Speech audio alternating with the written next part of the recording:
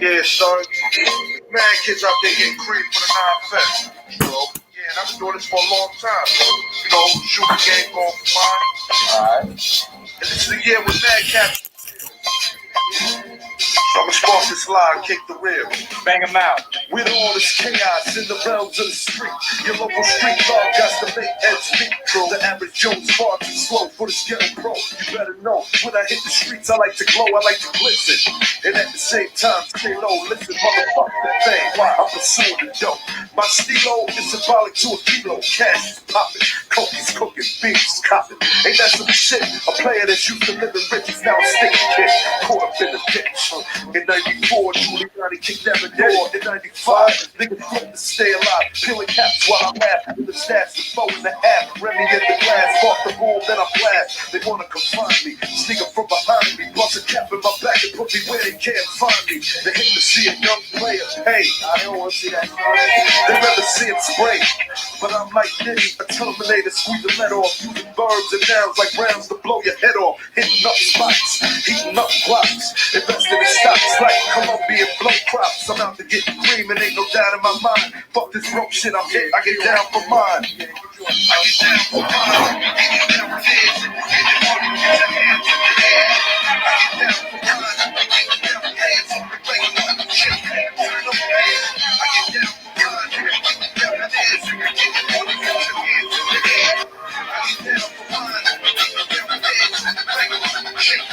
I hear you wanna be a play. I ain't someplace you bet. Let's play a game of real nigga roulette. With this a DOA, as I spray the melee. Content and punctuation is compared to AK. You in a J, overdose for pure funk. I'm fucking off like Tommy Kent. For karma's a boot smoke. Decapitated rappers in my trunk. I'm sick, pumping skunk, bouncing with my click, popping mega jump. I'm getting back when these clowns be zigzagging. When you talk about putting keys, come on, you're nickel bagging. I'm blasting off wings and making downers believe it. You see, I was packing heaters when jokers was banging cheerleaders. Ain't nothing changed, it's still the same in the rap game. I'm known for banging rookies out the frame. Y'all done forgot who was the pimp from the start. Sipping vintage wine, eating all a cup. I'm phenomenal, brother abdominal. Bar comical lyrics that stick in the brains like barnacles. Never sleep. I'm bringing the drama to the street with techniques and rolling in bleach. Ain't nothing sweet about the street, so I'm poetically ill. I'm pure like cook up and lyrics shine like fish scale. I got the banger at your throat and you ain't showing no signs. Can't doubt, let them know I get down for mine. I get down for mine. I get down for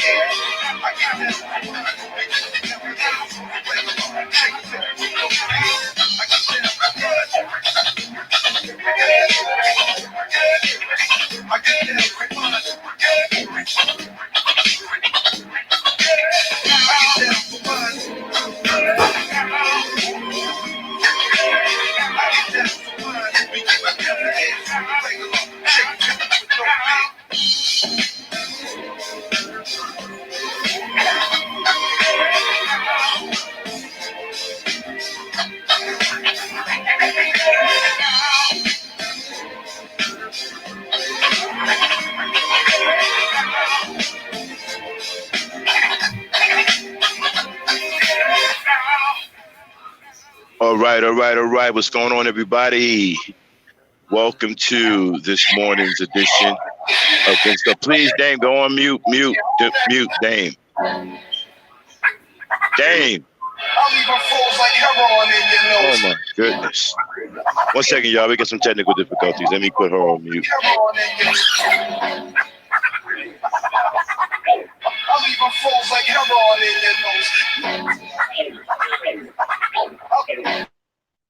All right, sorry about that. Little technical difficulty. They must have stepped away from the computer. But anyway, welcome to today's edition of Gangsta Talk. We got a lot of things to talk about. Definitely want to get into this ranking system. We're going to destroy this ranking system today.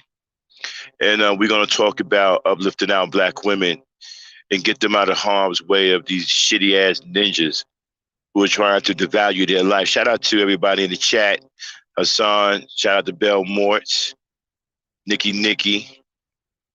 All right, let's get into it, man. You know, as you see the title, the black woman is far above any ranking system. But before we go there, let's talk about a few things. Now, I'm a little confused. You know, I don't want to be funny, but I don't understand why black women are calling into a show and getting dating advice from a homosexual male. I can't really figure that one out. And, you know, I'm not, you know me, man, I would never disrespect my sisters. I love my sisters, but I'm confused about that. I'm not even sure what that is about. You know, I mean, you're asking for trouble. Homosexual males, they don't like women. You know, they can't stand you. They're not going to treat you well. They're not going to talk to you with any manners or any kind of, you know, respect. They hate you. They can't stand you.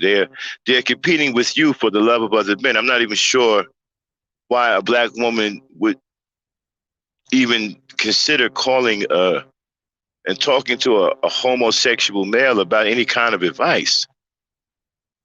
I don't get that. Like you know, that's got me more confused than anything else. Anything else that was said or whatever.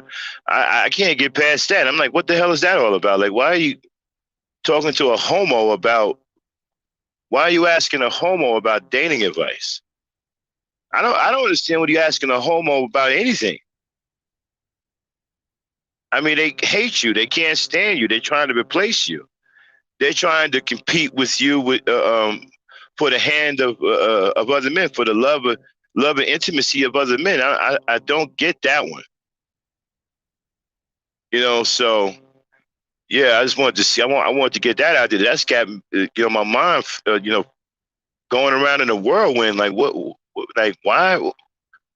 Like really? Like what? But anyway, let's get into this ranking system, right? A lot of these shitty ninjas are broken dudes. They can't keep any women. As you can see, the truth is coming out more and more and more.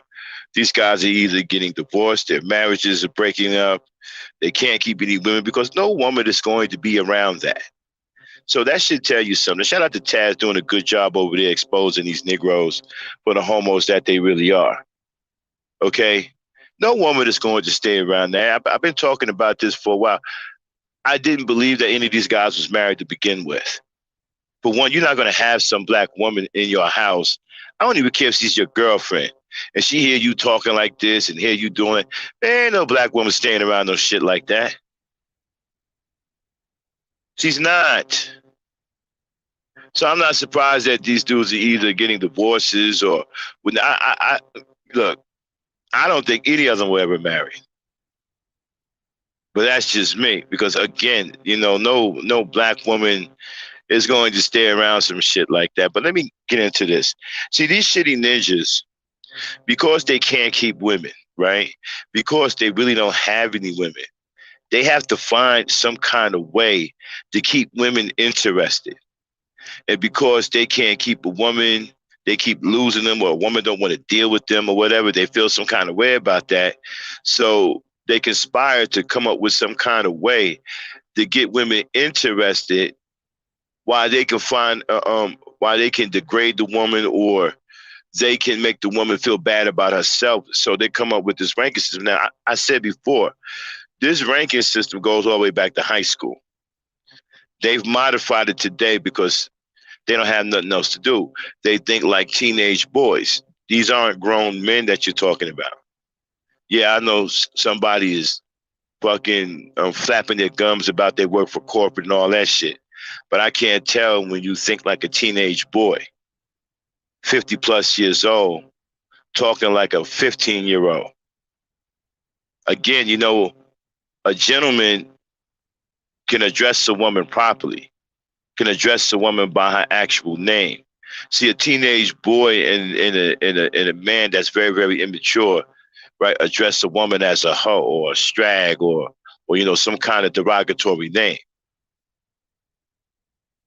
The fact that black men have a ranking system to rank their own women, right, is an absolute disgrace to black men. You shouldn't have a ranking system for your women. Your women are far above any ranking system. But you have a ranking system because you don't care anything about them and you don't love them and you care more about how you feel and the fact that you mad at them because they don't want to be with you. That's why you have these type of systems that is built to tear them down because it makes you feel good to tear them down. You're no different than the bully or you know, a child molester who's taking some young unsuspected person that's weaker against their will. You're pretty much doing the same thing to black women. You're trying to take them against their will. You're trying to break them down. You're trying to make them feel less of themselves so they can come crawling to you. You know, you're a low life. You've decided to be a low life. So you're trying to bring them down to your level. You're trying to make them feel that they're inadequate or that they don't mean nothing or their life is insignificant.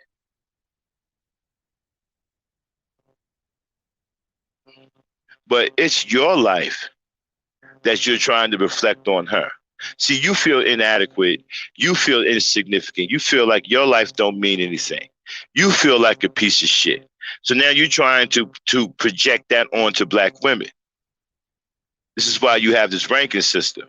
You see, you really feel that you are 5. You really feel that you are 6 or a 7 or whatever. That's how you feel about yourself. That's how you dirty ass, stinky ninjas feel about yourselves. And you're trying to project that on the black women. Was it black women? Let me explain something to you. You're far above any ranking system. There's no ranking system that can measure who you are and what you contribute to our life. There's no ranking that. There's no putting a number on that. Only a fool would try to, you know, marginalize that or minimize that. Only a fool would try to marginalize what you mean to us. But you see, when real men come out here and express the truth about what you mean to us, we're called simps and we're called all kinds of other derogatory things. But I expect this from immature dudes who don't want to grow up, who want to be 50 and 40 and be taken care of like they're 14-year-olds.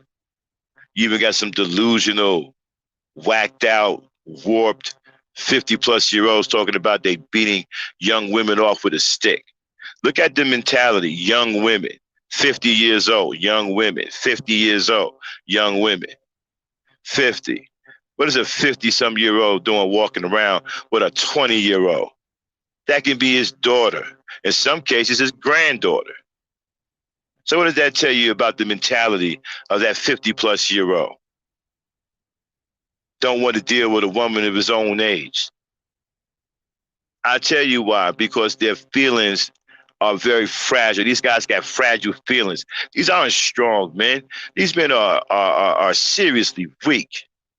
They're just as fragile. Their feelings are just as fragile as eggshells. They're just as emotional as women. That's why they behave the way they do. And they don't have any shame. But these guys are not, these guys don't feel shame for not being real men. They enjoy it. They know what they are. They know what they're not, too. So, you know, black women, ignore that shit. Don't get involved in that. But that's some shit that has to do with them. That ranking system, that's really for them. That's how they feel about each other. That's how they feel about themselves. You don't have anything to do with that, and you should not engage in that. Because every time you engage in that, you are giving them, you are uplifting them. You're making them feel that they're relevant. You're making them feel like somebody because now they got your attention. Something that they can't really hold because none of them can keep a girl. None of them can get a girl. I'm not surprised they're getting divorces over there. I'm not surprised that truth is coming out that these guys are lapdogging women. I'm not surprised at none of that.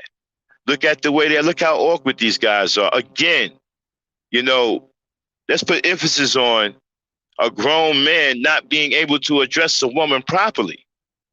A gentleman knows how to address a woman. These niggas is on some, yo, ho. What's up, ho? Yo, chicken. That's not how you address a woman. You don't even have the mature mentality to even talk to a female. That's why you don't have any. That's why you have to. That's why you have to put them down. That's why you have to berate them all the time, because that's the only way you know how to talk to them.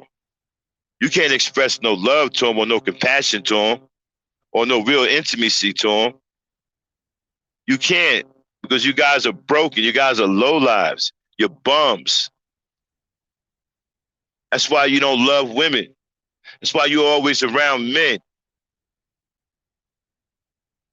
You don't love women because your love is over there where the men are. That's why y'all like hanging around each other, being in each other's face all the time, rubbing each other's butts, selfies, topless pics. Topless pics like you niggas are nude waitresses or something.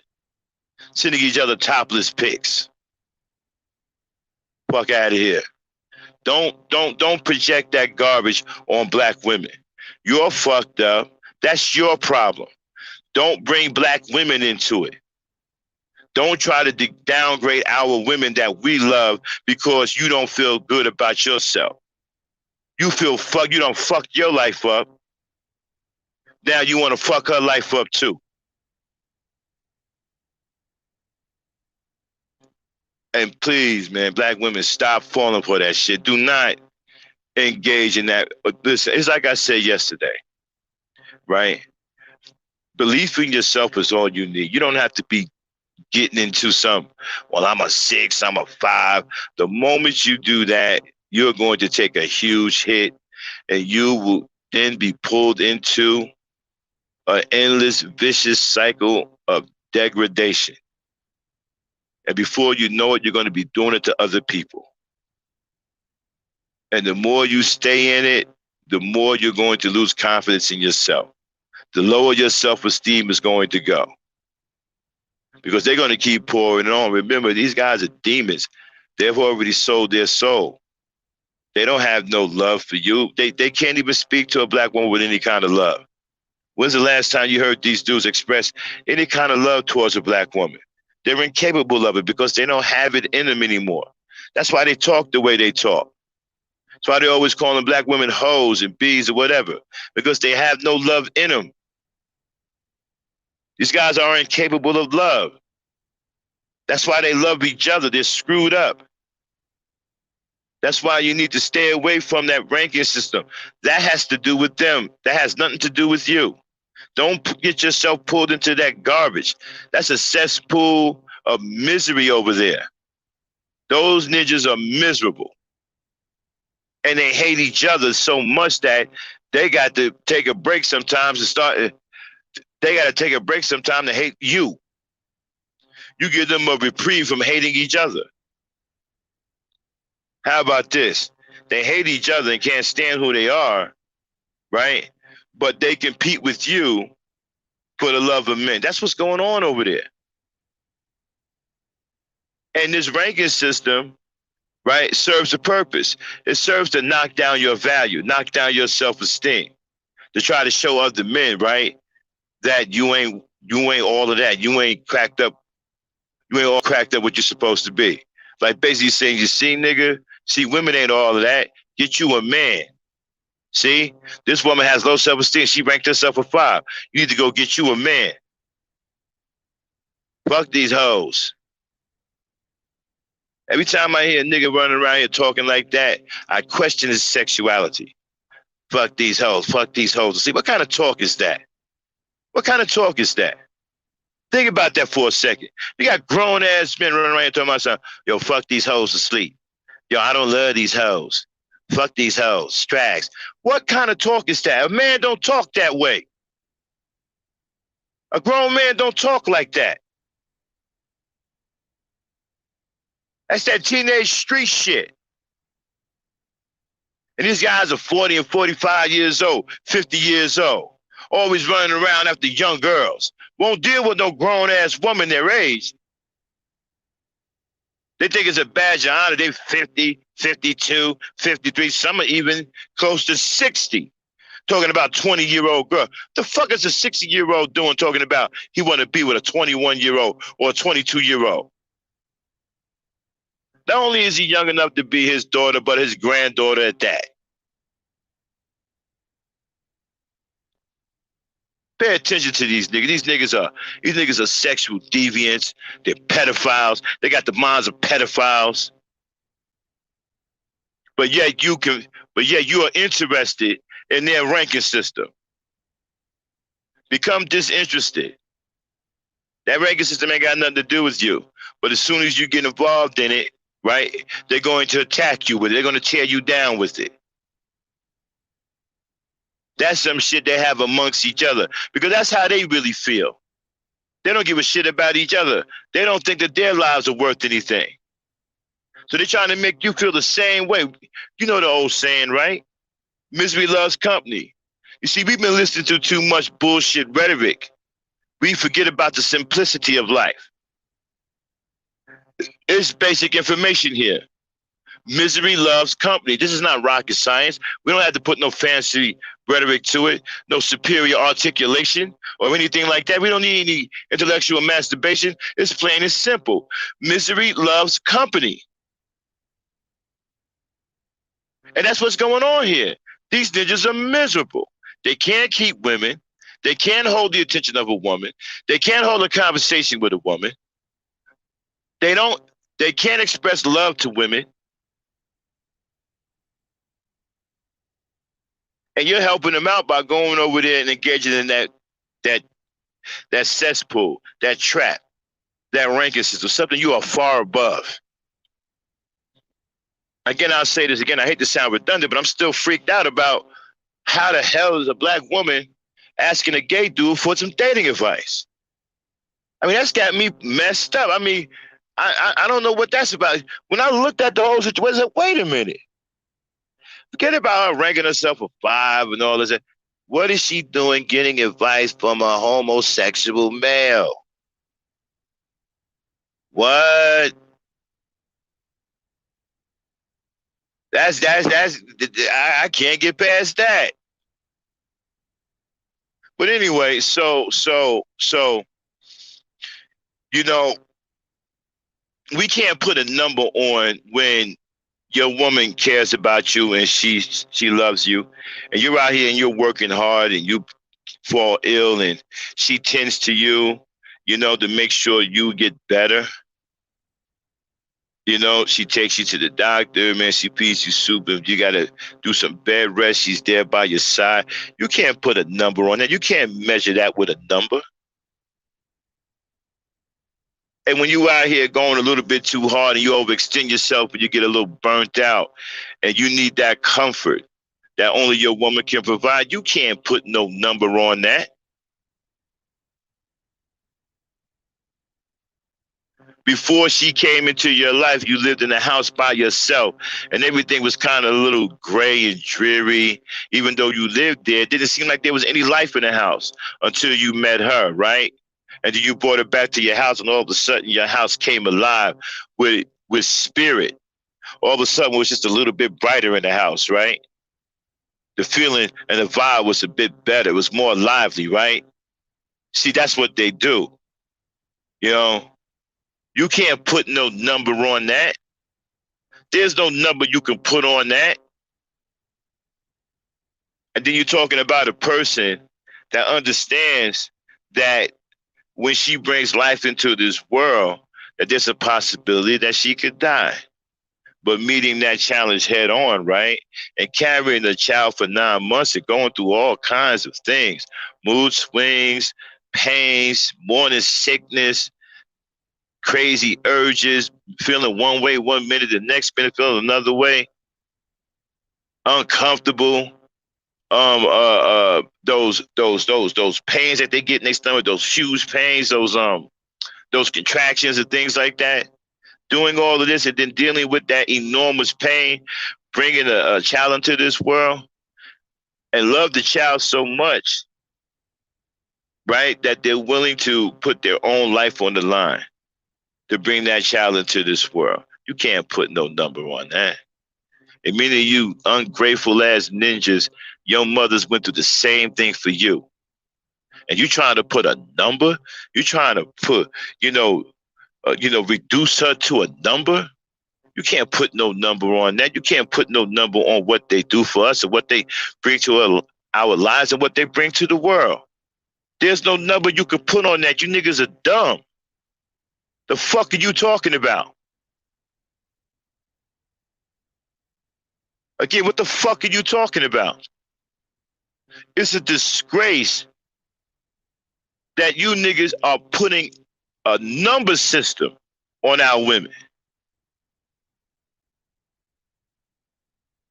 Who said that was cool? Who said that was manly? When is that? Where is that manly at?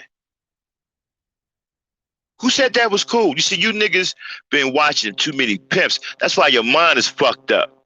You read too many goddamn MacBooks. Listen to the niggas who don't understand women at all. You listen to the niggas, when it comes down to women, they dumb as fuck.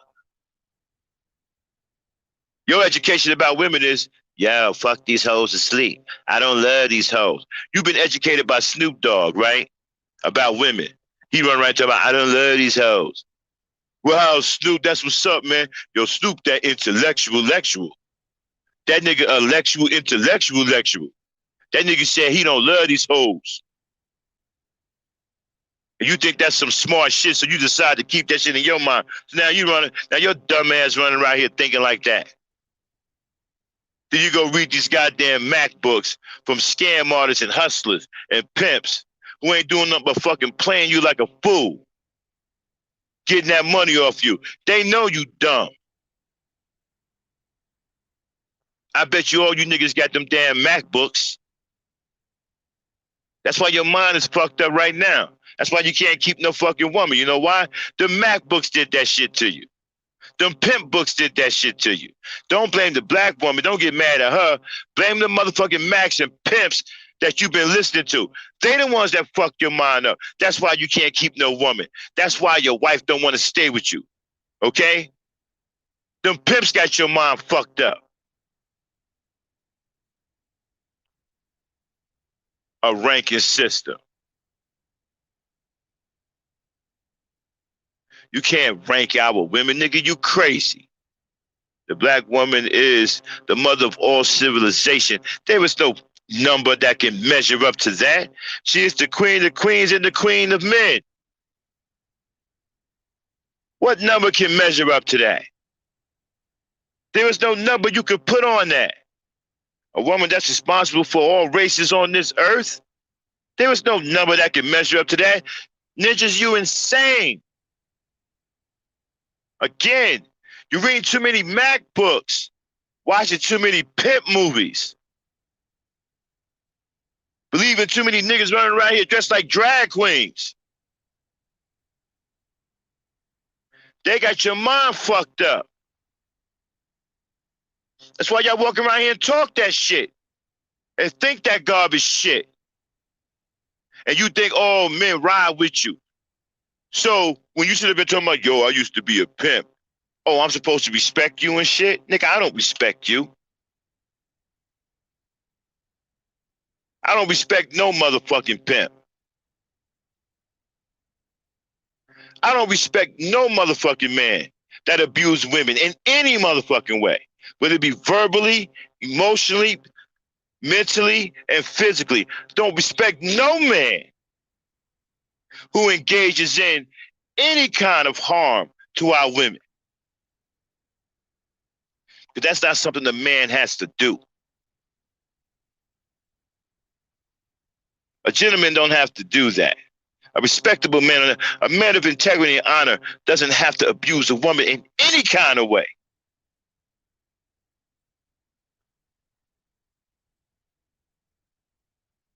Niggas running around here with this shit in your mind about being a fucking pimp. It done rotted your goddamn brain. Now you out here all fucked up and delusional talking about ranking our women. I ain't gonna let you do that. I ain't gonna let you do that. You can't put no number on our women. Maybe we can rank you motherfuckers. Maybe we can go from 1 to 10, right? And talk about how fucked up you motherfuckers are. Now let's start with the manners quiz. All them niggas is 10s. We ain't even got a week. When it comes out of being 10 is being epically fucked up. Epically fucked up. 10 is epically fucked up. It is the most fucked up as you can be. All them niggas in the manners quiz, while I'm concerned, are 10s. Now, what's a 1? Okay, a 1 is down there with, let's see. I don't know. Let's create a ranking system. How are we going to do this? Let me see. From 1 to 5, you're a pedophile. From 5 to 10, you're a womanizer, all the way up to being epically fucked up. So if you're in the 1 to 5 range, you're somewhere around a pedophile, a sexual deviant, and shit. If you're above a 5, you fucked up. You're narcissistic. You're a piece of shit. You're epically fucked up. All the way up to 10, being epically fucked up. Epically fucked up. Well, damn, you niggas was shit, man. You niggas in the manners quiz. Y'all all of the numbers. Shit, y'all 1 through 10. Y'all all the goddamn numbers. Same thing with you motherfucking, the fucking, Sissy Bims, they 1 through 5. You know, they pedophiles, rapists, sexual deviants, perverts, stalkers. That's 1 through 5. Sissy Bims are 1 through 5. Other Sissy Bims are 1s and 5s. 1s, 2s, 3s, 4s, and 5s. Sexual deviants, pedophiles, rapists, stalkers. Niggas rape women and sex robots. Niggas raping sex robots too. Who else is 1 to 5? Can you put red pill 1 to 5? No, red pill is a red pill from 5 to 10. Narcissistic, womanizers. They on that pimp shit, and they go all the way up to 10, which is epically fucked up. Okay. So so let's review what we've learned. The man is queer, right? They all the numbers. They from 1 to 10. They got every goddamn number in the man is queer. SYSBM, they 1 through 5. They pedophiles, rapists, swirlers, stalkers, sexual deviants. That's 1 to 5. Okay, wait a minute. Can you guys hear me? Am I coming through? Type of 1 if you can hear me. Yeah, we can hear you. Okay. Somebody type of 1 in the chat. I haven't seen my chat move in a minute.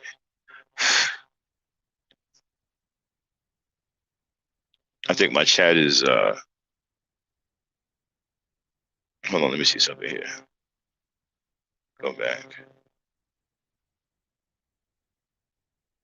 Okay. Okay, here we go. Okay, I see it. Thank you.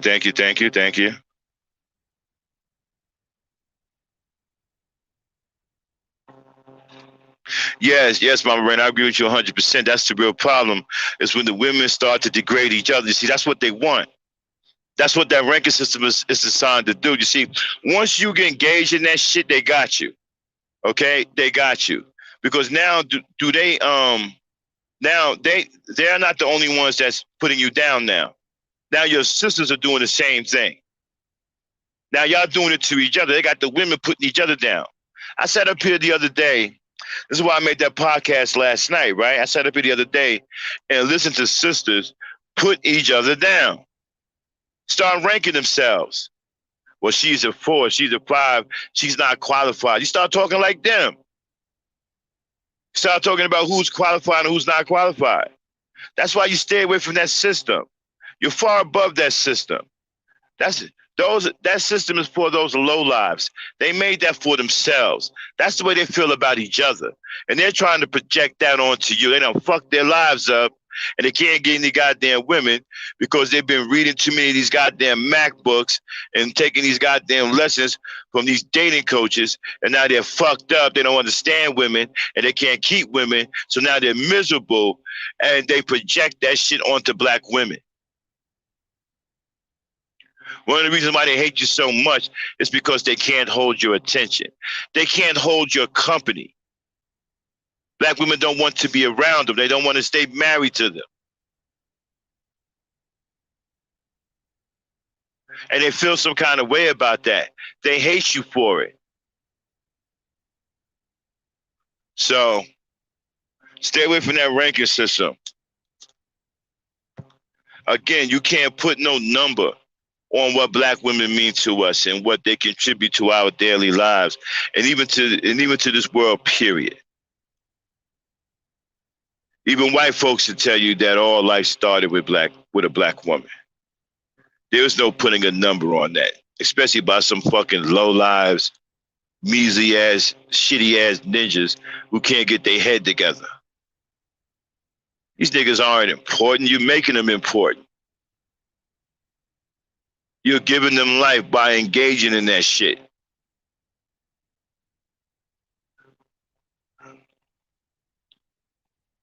Exactly. You're engaging in that shit. And so my thing is, right, and you know, and the sad part about it is, like Mama Rain said, the women get into it with each other. You see, all kinds of problems happen when you engage into that ranking system. It's designed to fuck you up. As soon as you get into it, right, your self-esteem takes a hit. Whether you feel like your self-esteem is low or not, it's taking a hit anyway. Because people on the outside are going to look at this. Well, she don't feel good about herself. She don't think nothing about herself. That's what they always going to say. No matter what you say after you get into that system and rank yourself, they're going to always say, well, she don't feel good about herself. She don't think much about herself. Look at her. She got what she came for. She don't feel good about what she is. And there's no getting away from that. Every time they see you, they're going to talk about that. It's never going to end. It's never going to end. And then other women are going to start talking about it. Then the women are going to get into it. Oh, well, she's a 5. Well, she shouldn't deserve this. She shouldn't deserve that. She's only a 6. I'm telling you, and then it's never going to stop. And then they're going to add to it. They're going to jump into it because now you in their world and they control everything. They control all the rhetoric. They hold all of the cards and they're going to play you and they're just going to make it even worse on you. Let me tell you something, man. These niggas hate you so much, right, that they would love to see you commit suicide, right, in real time. That's how much they hate you. That's who you're getting advice from. You're getting advice from people that hate you so much that they'd rather that they would love to see you commit suicide in real time. One of them have already said that they would like to see you die by drowning in a pool of your own blood. And that's who you want to give dating advice from? Someone that wants to see you die in the pool of your own blood? And again, these guys are homosexuals. I don't understand the attraction of a woman going to a homosexual. What, you think he knows? Okay, I'm confused. Do you think he knows more about women because he's a homosexual? Or do you think he knows more about men because he's a homosexual? Because I'm confused either way. Now, I normally don't talk like this, but I'm a little confused. Like, that's got me confused. Like, I'm tripping. Like, why is a black woman going to a homosexual male for any kind of advice?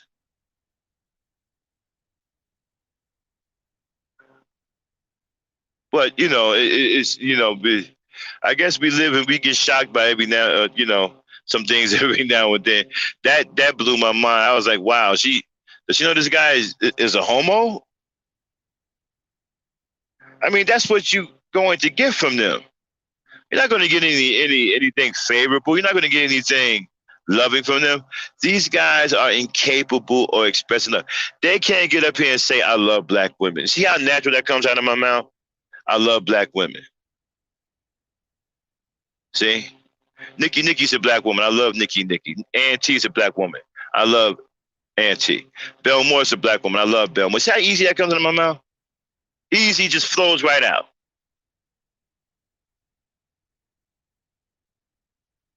And these niggas can't even say that. I can address a black woman by her name with respect. They can't even do that. They want to call a woman a hoe, a strag. They can't even address you by your name. They can't even address you properly. They have no respect for you. Nothing but contempt, nothing but malice, nothing but anger and hatred. They have absolutely no love for you. And one of the reasons why they don't have no love for you is because they love other men. We let it out the bag today. They love other men. Let's understand that. When we leave here today, leave with the understanding that these guys don't love you because they love men. That is why they can't love you. That is why they are competing with you for the love of other men. Let's walk away from this podcast today with that clear understanding. These guys are competing with you for the love of men.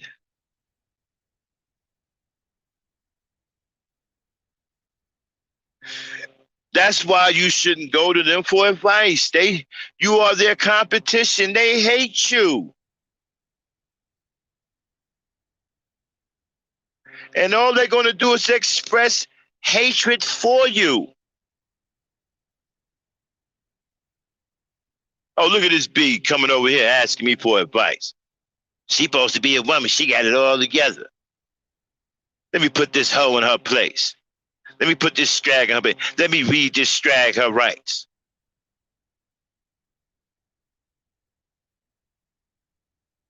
Oh, dumb B. Don't she understand that I hate her ass? Don't she know I'm gay? What dumb B comes to a gay man for dating advice? Like I'm going to give her some real information. That's what's going down. That's what's going down. When you go over there and you try to talk to those guys, them guys don't thank you. They hate you. Again, they're losing their so-called wives. I don't think many of them was married to begin with. But they're losing their wives. They can't keep no woman. No woman wants to be around them. I'm not sure what old girl was talking about. She's talking about she loves such and such show. I don't know. Maybe she just like drama because women do like drama.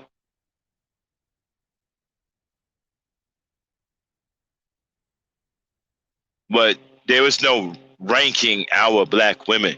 Not going to sit up here and let that fly. There's no ranking out. You can't put no ranking number or system on our black women. The black woman is far above all of that. Again, she is the mother of all civilization or human civilization. She is the queen of queens and the queen of men. There is no ranking that. And again, the things that she brings to our lives cannot be measured.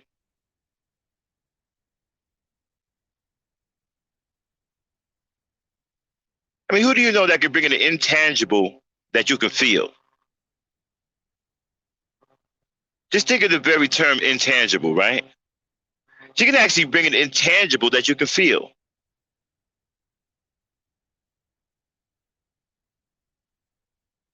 And she's capable of much more than that. She's capable of all kinds of wonderful things, beautiful things.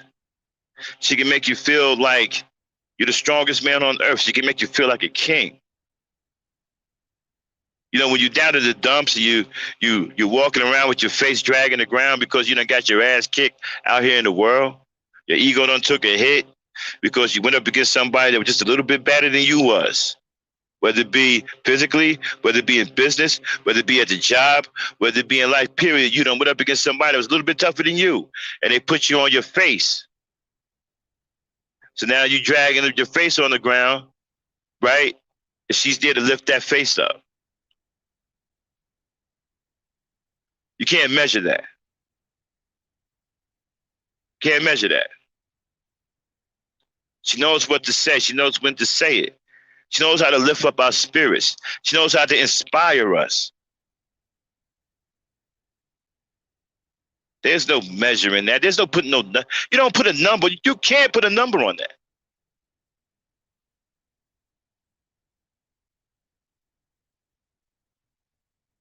The things that they do for us, all of the sacrifices that they make, they purposely put themselves in the background so that we can shine. Even though many of us become very egotistical, we get overboard with it.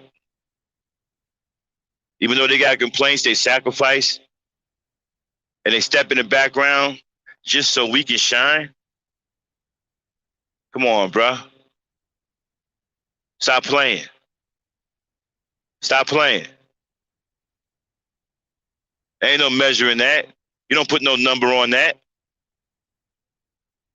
When we were young, how many of you come from impoverished backgrounds? It's okay, you can say it. Some of us come from very poor environments. It's where our fathers left, right? And you got your brothers, right? And left you alone with your mama, but your mama made sure you ate. She made sure you had clothes on your back. She made sure you went to school. She made sure you had a roof over your head. And there was times that she didn't know where she was going to get it from. There was times that she didn't know where she was going to get the money so her children can eat. But somehow she got the money. She didn't have a lot of money, some of them, but you had decent clothes on your back. You may not have name brand clothes, but you had clean clothes. Come on, bro. Many of us wouldn't be here now if it wasn't for our mothers. So I don't understand you ungrateful ninjas. You ungrateful ninjas. Many of you wouldn't be here now. Many of you wouldn't have the balls to be talking the shit you're talking if it wasn't for your mamas. You ought to be ashamed of yourselves. Seriously. You ninjas are a disgrace. You ought to be ashamed of yourself. You ungrateful motherfuckers. A woman went through 9 months of excruciating pain and all kinds of ordeals to bring you into this world. And this is the way you repay her?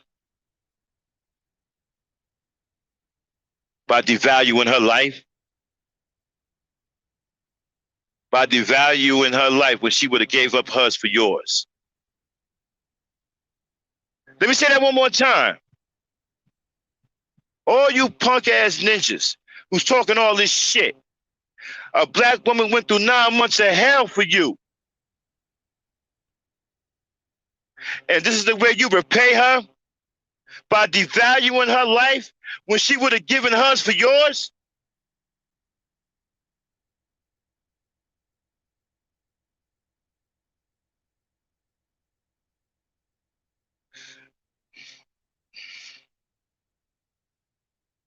There's no number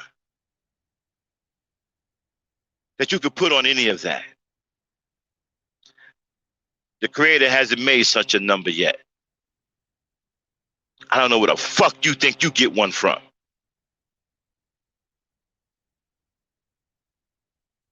Let me say it one more time.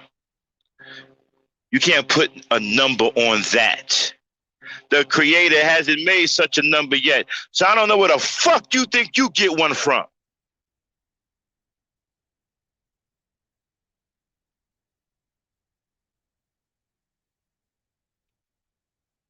Who the fuck are you to devalue a life that brought yours into this world? That carried your ungrateful ass into this world?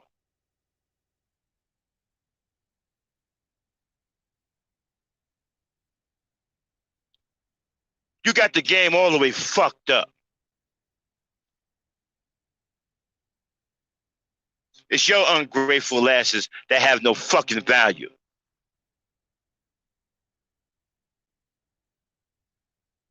Isn't that what Willie D always say? Your daddy should have pulled out.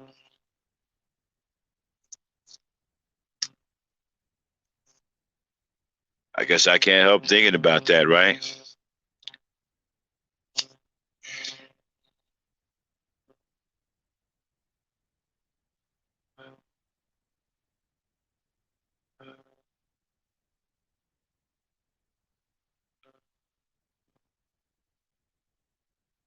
Give me a second, y'all.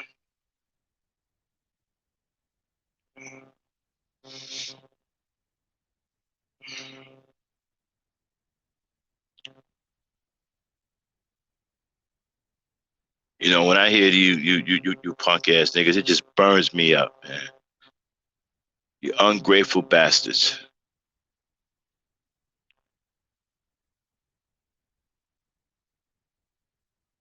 The nerve of all of you. You make me feel embarrassed to be a black man.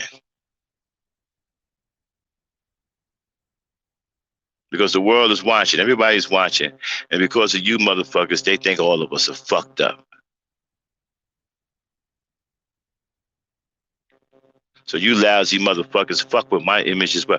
You fuck with all of us. You make us all look bad.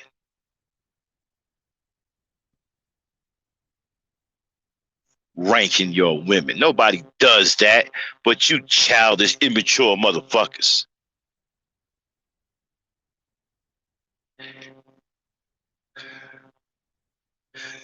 Niggas, Negroes don't have no real works to speak of unless they work for the white man. They don't have anything that they created themselves. They don't have anything that they can fall back on that they said that they created for their people and that their people are going forward with that creation and benefiting from that creation, like Kevin Kelly. You guys are just fucking bandwagon riders. That man created a restaurant for his people to come to. I have a lot of respect for him. He's doing something. He built something for his people. You niggas haven't built shit. And every time you see a black man doing something, you want to ride his coattail like you was with it all along, like you had something to do with it. You niggas don't do shit. And you got the nerve to sit up here and think that you're an expert on women. You don't even know anything about women.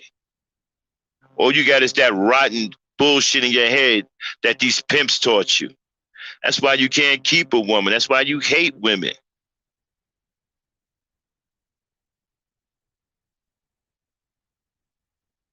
All that pimp shit did is turn you into a homo. All the MacBooks did is turn you into a homo. That's all of them MacBooks did, all of them pimp books, all that pimp teaching. All it did was to teach you, all it did is teach you how to hate women and fall in love with other men. That's all it did. That's all them damn pimp books did. All the map books did is to teach you to hate women and fall in love and love other men. That's why all you niggas are homos.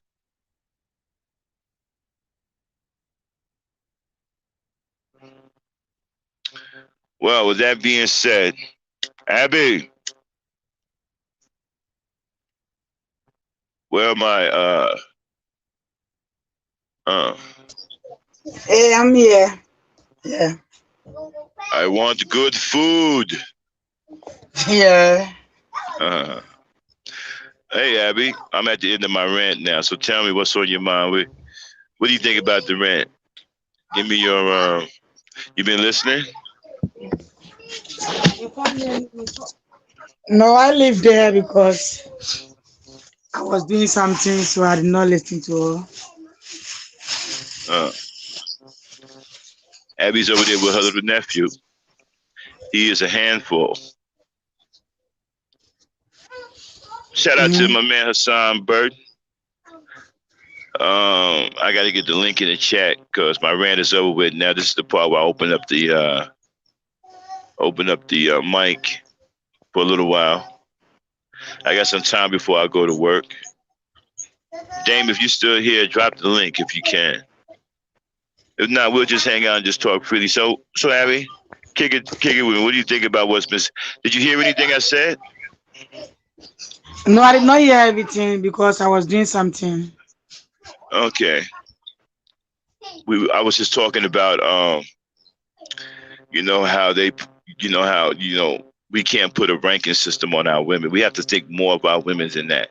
Our women are more than us, more to us than just a number. We don't degrade our women. We don't put our women down. We don't devalue our women by putting a lowly number on them. There's no number that you can put on a black woman. Yeah. Yeah. And we're talking about the immaturity of them ranking women because they themselves are miserable. And really the ranking system is for them. What they do is they try to trap women into that system. Yeah.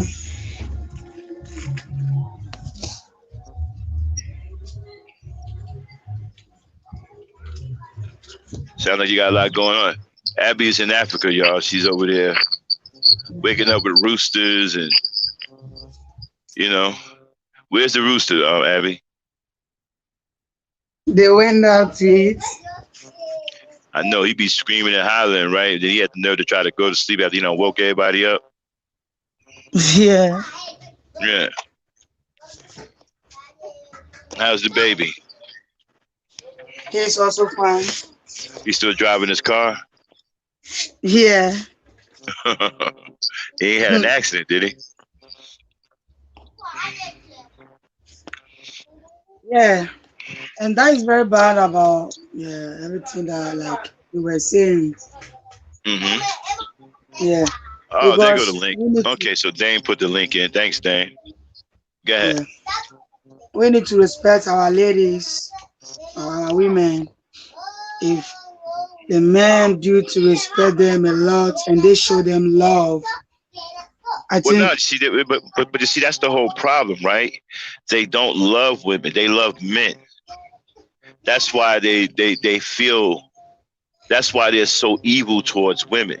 That's why every chance they get, they do something evil towards women, or they say something evil towards women, or they say something hurtful, because they don't love the women. They love men. If you notice, right, they talk really bad about women, but talk very loving and very intimate about other men. You know, that's their whole conversation. When you hear them talk, oh man, they talk glowingly and lovingly about other dudes, but when it comes down to women, they give the woman the coldest shoulder, say the most craziest things, the most hurtful things about women, the most disgusting things. They have absolutely no fucking respect, but they respect the hell out of other men though. They talk to men like they're their boyfriends, but they don't And you talk see to that? women, huh? Mhm. Yeah, that is the problem that we are facing now. As we, the blacks, we are facing this problem because we hate our women and we don't show them love. We need to create a love for our women because women, we Exactly. know that. Yeah. Hold on 1 second. Exactly, Marsha M. They get turned on by talking about other dudes. And so, Abby, they have a system, right, that they rank women with from 1 to 10, right? Okay. So, but the problem is when women engage in this system, it's a hit to their self-esteem. There's no win when you get into this system. Because as soon as you jump into that, people are going to think you don't think much of yourself. And there's no getting out of it. There's no getting away from it. Every time they see you, they're going to bring that up. Oh, you don't feel good about yourself. You think less of yourself. You don't care about yourself. You don't deserve this. You don't deserve it. You think you don't deserve it. And it never stops. It won't end. It's going to keep going on and on and on and on and on. No matter what you say, they're going to keep bringing that up because you engaged in that system. And like I said, you can't put no number on black women. Black women are the mothers of civilization, the queen of queens and the queen of men. There's just too much going on here. There's no way you can devalue them or put them in a small area such as a number. You can't put them in a number system. You're crazy. They can't be measured by a number. Yeah. And these ungrateful bastards, a woman done went through 9 months of pain for these bastards, and they're so ungrateful.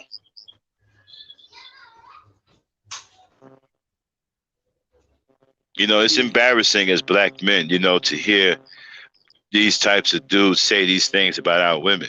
They make us all look bad. They make us all look bad. Go ahead, Abby.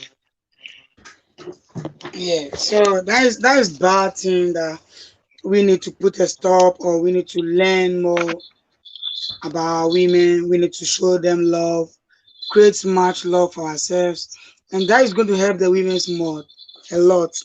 Because you see, if women see a man who show them love, or who show his wife a love, that woman is different, because she know that, oh, my husband always show me love. He care for me. He think about me a lot. He don't call me other names like the way other people do to their women, but he do call me names that can make me feel like I'm with my husband. I think you see that woman differently.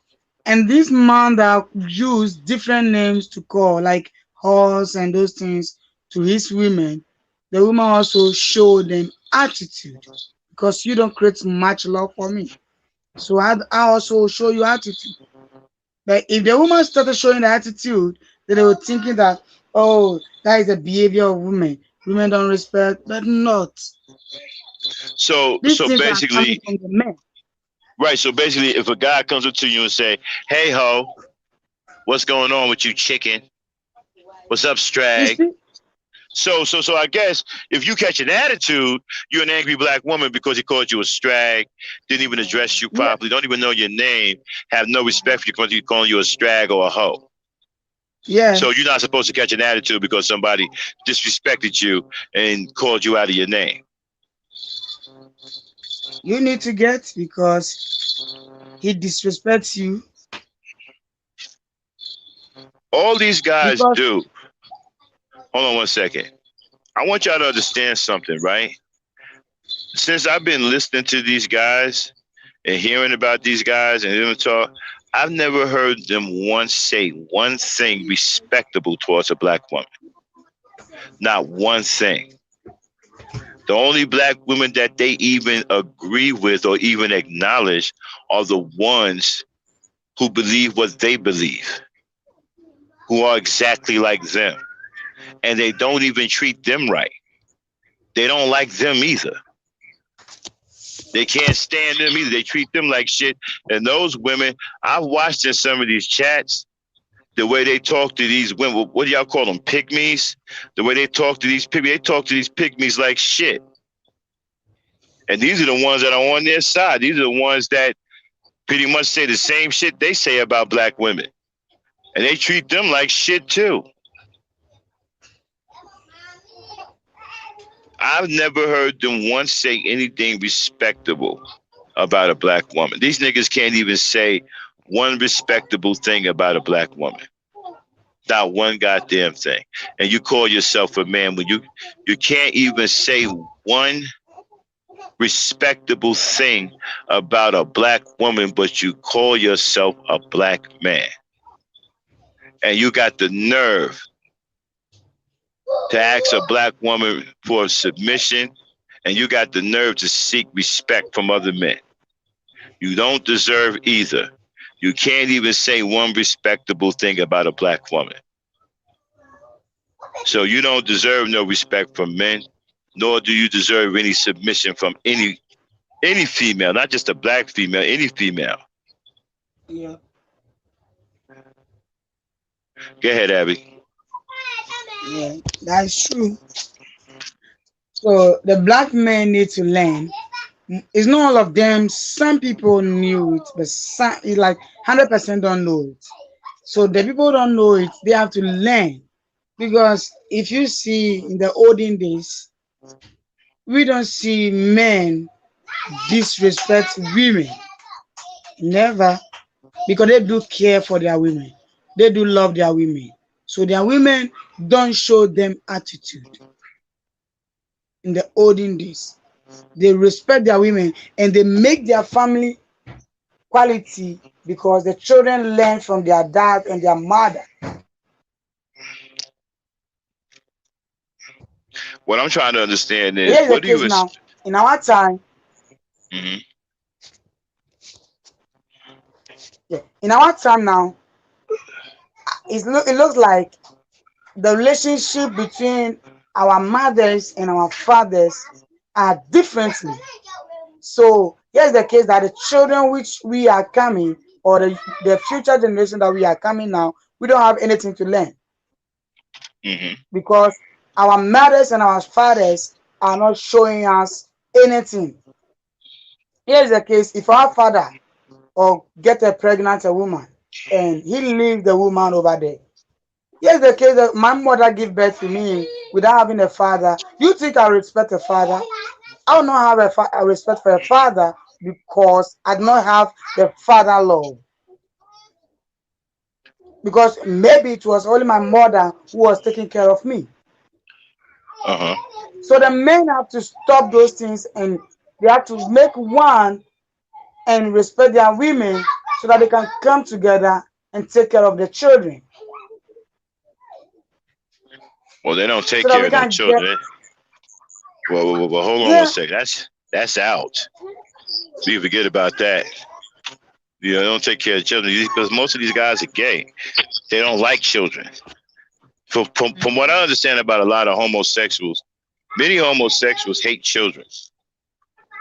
They hate children. Some of these dudes who go both ways will get a woman pregnant just on spite so they can abuse the child. Right? Some of them hate women so yeah, much that they will get a woman pregnant just so they can leave her and abuse her and abuse the child because that's how much they hate women. yeah. Yeah, and But many of because them, and then take this right. Many of the homos they want girls, right? So they'll marry the woman and have sex with her, right? Until they get a girl, and then they want to divorce her and take the girl with them.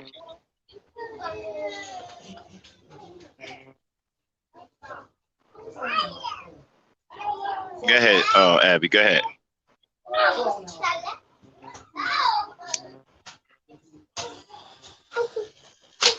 yeah, Abby. Yeah. So go ahead. I'm sorry, I didn't mean to cut you off. Go ahead. yeah, yeah. So you see, because of that's why now we don't even have black children. Because go to the street side, go to the roadside, there's a black children walking around. They don't have any parents because the men leave the women. And the women, you see, we can support our children, but not all women who can support their children. And we need a man support more so that the women also we can feel okay, we can feel love that we have a husband or we have a man who respects us, who protects us, whatever we do. Because now we think that hey, we don't have any protector. We don't have anyone who is protecting us. We don't have anybody who can guide us because the men are running away from the women. I don't mean to laugh. The men are running away from the women. That's sad, man. It's funny, but it's sad, right? Because it's a Yeah. reality. The men are running away from the women. What the hell is going on out here? Men are running away from women, and they're running to each other. They're running into each other's arms. Are you kidding me? Yeah. Serious? I mean, say it ain't so. Boy, there used to be a campaign that they ran way back in the I believe it first appeared in the mid 80s. I could be wrong. Those who come from my era can correct me. But remember a commercial, Abby, you probably don't know this, but the people in the chat who are from my era, like Hassan and stuff, remember the commercial that they used to play called "A Mind is a Terrible Thing to Waste"? I think one of the first commercials when they showed an egg, right? And they broke the egg and said, "This is your brain on drugs." While the egg was scrambling, and they said that a mind's a terrible thing to waste. I can't help think about that when I think about these manners queers, these red pill guys, when their minds are polluted by the junk that they read out of these pimp books and this pimp culture that they follow. This pimp culture done turned them into homosexuals and done ruined their minds. So when I think about that, I keep thinking about that commercial. A mind is a terrible thing to waste. Remember that commercial, Hassan? I think that came back in the 80s. I think that came back in the 80s. Afro she said, "Now is your mind on dust."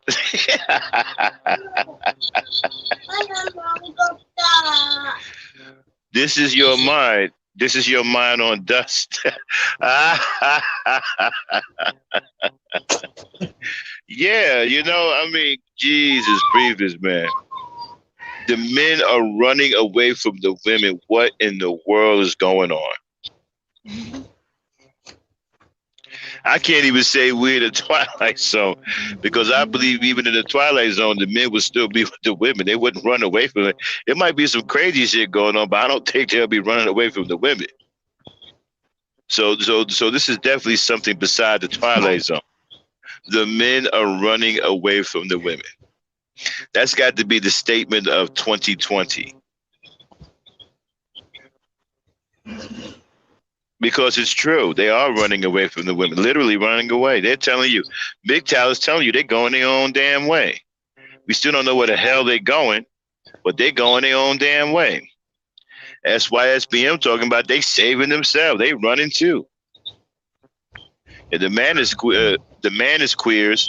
They just flat out hate women.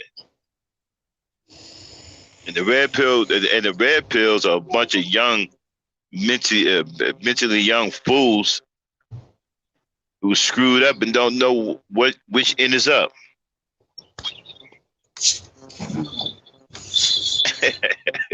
Yep, your mind on dust. Nigga eating a fried dust sandwich.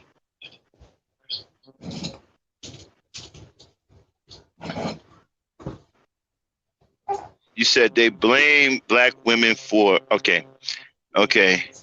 They blame black women for homosexuality? No. Black women don't have nothing to do with homosexuality.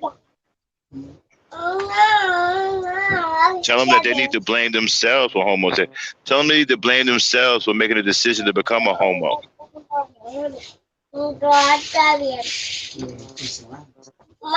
No. But a lot of black women do condone homosexuality, but I think that number is starting to dwindle because more and more sisters are speaking out against that. But no, that for the black woman isn't to blame for. As a matter of fact, homosexuality is that's not even a black thing.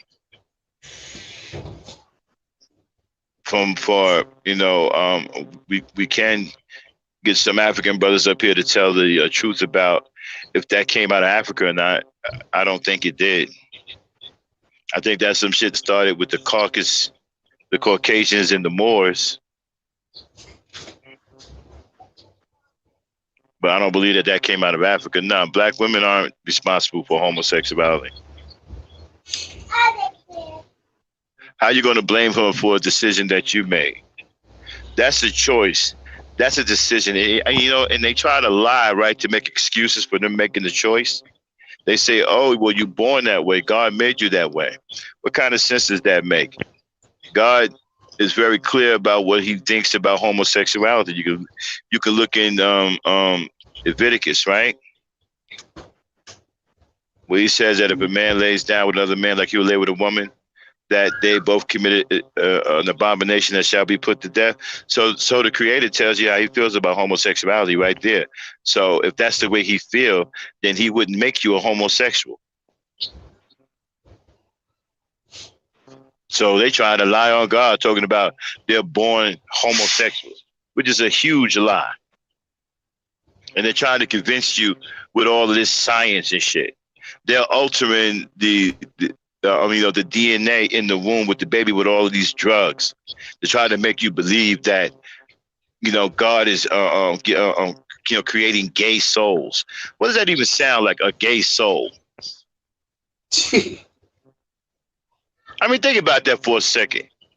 A gay soul, man, get out of here.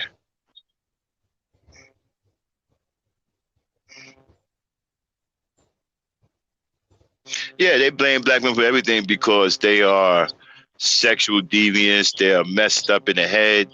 They are mentally immature. They're irresponsible. They're weak. They're socially awkward. They can't keep a woman because their mind is corroded. Their mind is eroded with pimp culture. They're corrupted with pimp culture. What you need to do is, right, tell them that they need to blame pimp culture. Pimp culture made them gay. Pimp culture turned them into homosexuals, not the black woman. The pimp culture did that to them. Reading these books written by drag queens that they're trying to pass off as cool men because they're pimps. These guys are drag queens. You go look at the way these guys dress. You ever paid attention to the way these pimps dress? High heel shoes with goldfishes in them, calling themselves pretty Tony, wearing big ass roller curls in their hair like women did back in the day. Nigga sitting right in front of you dressed like a drag queen, and you on some, oh, that nigga cool. No, that nigga gay. He ain't cool, he gay. Nigga wearing wild ass colors and shit. Pink and blue capes. Nigga running down the street with a pair of fishnet pants and a goddamn terry cloth cape. And a goddamn super processing his hair. Looking like Gladys Knight, talking about he masculine. Nigga, you look like Gladys Knight. How can you be masculine?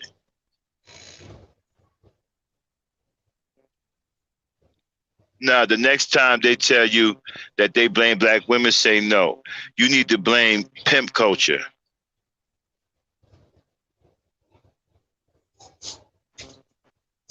One second, y'all. Abby. Yeah. Yes. I gotta take a phone call. Entertain the people for me, okay? I gotta take a phone call. I'll be right back, y'all. Okay. So that is what the blacks we have to do, because if we respect our women very well and we care for our women, I tell you, our black community and our future generation that they are coming, they're going to pick good things from us. Because you see now, you got the children and the youth that they are coming now, all of them goes to social media and they learn everything from social media. And here's the case. They've been spoiling the social media. They destroy the social media. They put filthy things on social media. So if your child under 12 years or 8 years goes to social media, what do you think he's going to learn over there? He's going to see people putting lesbian, putting gay over there. Are you going to feel happy that you see your son being a gay person? No. So this is the reason why we are saying we need to create much love for our black women so that we can help our children. We can protect our children. Now, because of that, the men are selling out the women. We don't have protection for our children again. Yeah, that's exactly right. I'm back, Abby. Thank you a lot. Thanks. I appreciate it. But yeah, people, like I was saying, right? Yeah, Marsha M. The next time they tell you that, say no. You need to blame pimp culture. Pimp culture turns you into a homosexual, not black women. Okay, those gay Yeah. ass pimps that they glorify so much, they the ones who turned these niggas into homosexuals, not black women. Tell them that they need to go blame pimp culture. You start reading these gay ass Mac books, you you'd be a straight male. You know, I'm gonna tell you something else, man. Anytime you hear a nigga that's talking about a woman's vagina all the time, talking about what she should do with her personal hygiene, man, those dudes are gay. But man, real men ain't even on it like that. Some fool made an actual song, you know, and then that's supposed to be. You see, there's so many of these dudes around here. It's hard to pick out who's who, you know, and they've messed with your mind so much that they can do things right in front of you and you won't think nothing of it. You know, you have to be able to see what's really going on. When you look at those pimps, right? Many of us saw the way they dressed, but we didn't think nothing of it. We didn't think that it was homosexual. We thought that that's what pimps did. You know, pimps had these wearing these blouses and you know these shirts that women would wear with all these ruffles on it. You know, some of them had them damn what do you call them things? They look like stockings, but they go on a hand. You know that some women wear. It look like they got stockings on their hand or some shit. I don't know what they're called. You know, but you had pimps wearing those. You know, motherfuckers wear high heels. Come on now, these guys is wearing high heels and garter belts and blouses and getting their hair done like women would get their hair done, running around corners and getting away with it. You know, guys are still thinking that they masculine, getting away with it. Nobody's paying. You talk about tricking somebody, right? You're talking about tricking the mind. These guys are walking around here loud as hell, drag queening like a motherfucker, but nobody's saying anything about it. Now, it wasn't just Prince. There was a lot of these pimps out here. Yeah, I used to see them back in the day. They wearing high heel boots. Some of them had water in the heels, like like a fish tank. I mean, they was out here tripping, and they had wigs on like women. These guys had hairdos like women. You look at Snoop, right? Snoop took a picture where he was dressed up like a pimp, man. Look at how he did his hair. He had his hair done like a woman.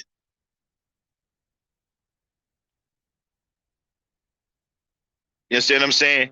These guys were dressed like women, and then they were degrading women. It was like women, degrading other women. But yet they maintain their masculinity. They maintain their somewhat some masculinity because the guys felt that if they controlled the women, that was the ultimate masculinity. That was the ultimate manhood, right? So they didn't look at the fact that these guys dressed like drag queens. I mean, go back, don't take my word for it. Go back and look at the Iceberg Slims and all these other guys. These guys dressed Goldie and all of them. I'm not sure Goldie was a pimp in real life, but just look at the movie. Look at how these guys were dressed. But they got away with dressing like that is because of the women. Guys see them dominating women, they felt that that was the ultimate masculinity. So they didn't pay any attention to the fact that these guys were just outlandishly dressing like drag queens. These guys were cross dressers. I mean, I'm serious. Go back and look at some of the shit they when niggas got on these mink stoles with all kinds of rhinestones and feather fairy dust on it. High heel. Some of them had fucking female pants on, right? High heel boots.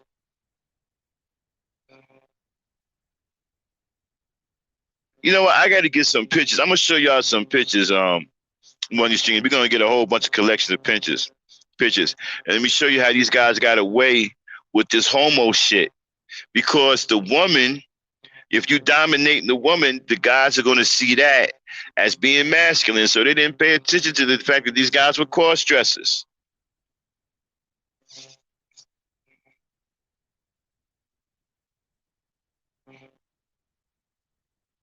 Cross dressers and drag queens. These guys were homos.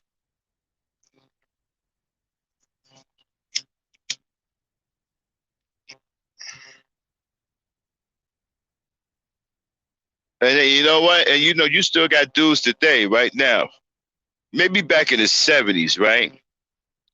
In the early 60s, right?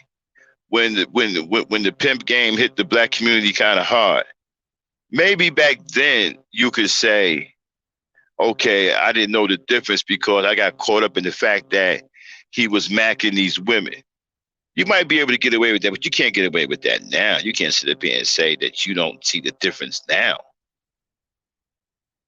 If you go back and you look at the Iceberg Slims and all these other, the Bishop Don Juans, and you look at how these guys dress like these big old sissy boys, these cross dressers, and you still with it now?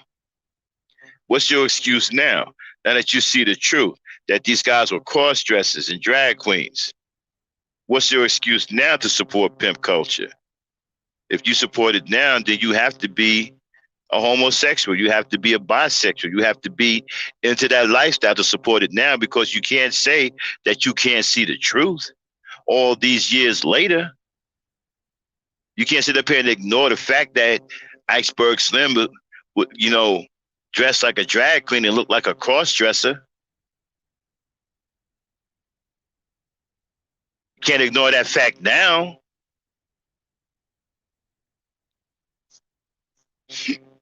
What do you say now when you see the truth?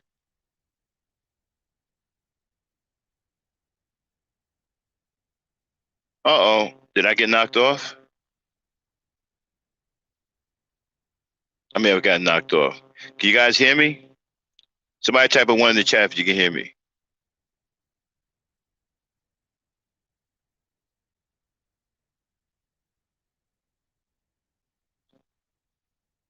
Type a 1 if you guys can hear me.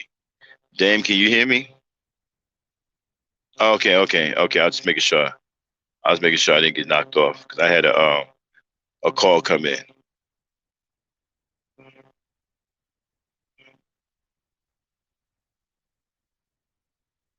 Nah, he wasn't hard. He was never hardcore. He was suspect for the time he came out. I remember when he first came out, we was talking about him. We knew about a lot of these dudes before a lot of y'all knew. We knew about African Bambaataa. We knew that they was gay. We knew the Village People was gay. The funny thing about the Village People, right? The lead singer, the black dude, he was the only straight dude in the group. And he didn't know the rest of the guys was gay until years later. He actually tried to sue them because they messed up his image. He was the only straight dude in the group. The lead singer, the black dude, the cop, he was the only straight dude in that group. And he didn't know the other guys were gay. He didn't. When he found out years later, he tried to sue them for screwing up his image, for people thinking that he was gay. Now, I don't know how you be in that group that long, that many years, and don't know that them dudes are gay, but he didn't know. He claimed that he had no idea that those guys, he was actually married. He had a wife. He had no idea that them guys was gay. When he found out years later, he was upset and he tried to sue them for screwing up his image.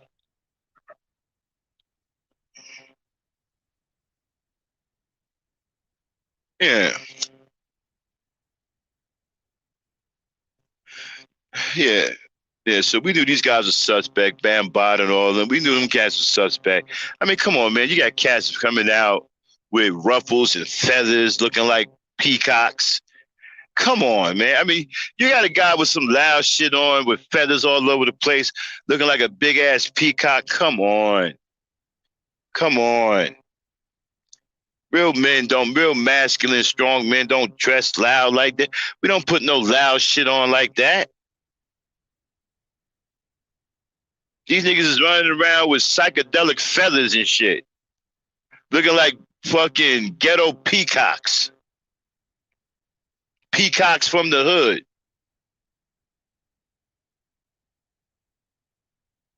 And they was flamboyant. Let me tell you something. When you see a dude that has a lot of animation, you know, I mean, like really flamboyant, really out there, really loud.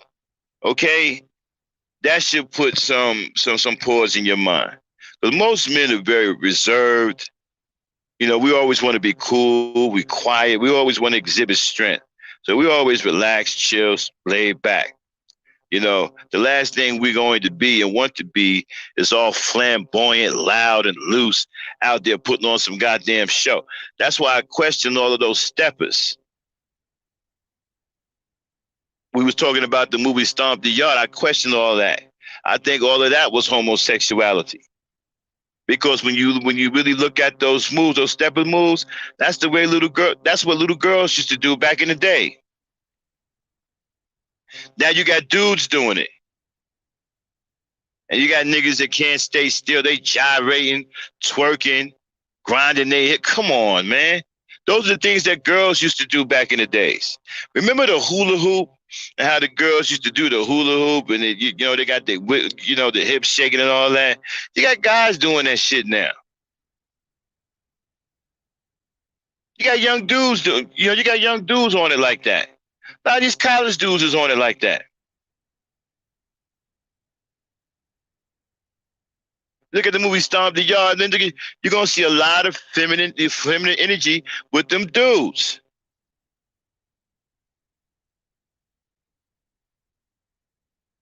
Go and pay attention to that movie. Those fucking stepper moves, that's what the little girls used to do outside in front of the house, in front of the gate when they jump and rope. It'd be 4 or 5 of them in the line. They get clapping and stomping their feet and kicking their heels up. The same damn thing. Now you got dudes doing it.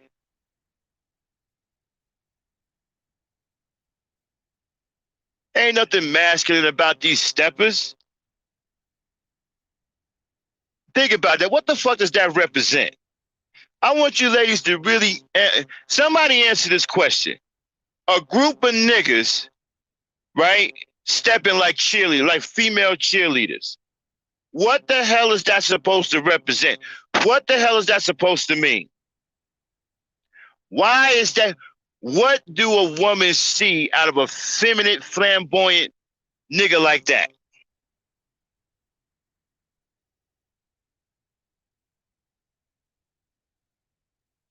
See, we got to start waking our sisters up. You've been lulled to sleep. Because there's such a saturation of effeminate males and these girly men and these homos, and you've been around them for decades because a lot of the real brothers went to jail. A lot of the warriors either got killed or locked up. So now what's taking their place is all these effeminate and girly males, and it's so bad that you think that this is what a real man is.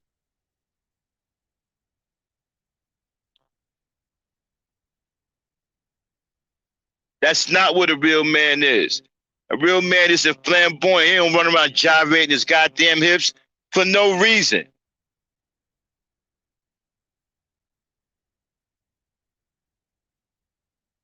And you look at these old little homo niggas, they want to be seen. They want to they want to twerk dance. They want to shake and gyrate their hips like girls. Girls do it. Women do that. Pay attention. Women do that. Men don't do that.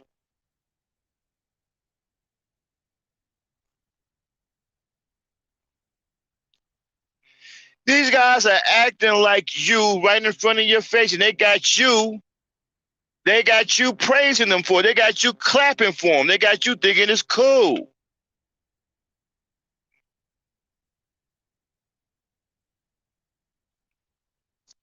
I'm gonna tell you right now, right? I'm old school. I never went to a stepper show. I seen that shit one time back in the 80s, right? And I was like, okay, that's some girl shit. and left it alone. Never went to a show, never engaged in it, never supported any niggas in it. As soon as I seen the first thing, okay, first thing came to my mind, okay, that's some girl shit. Kept it moving.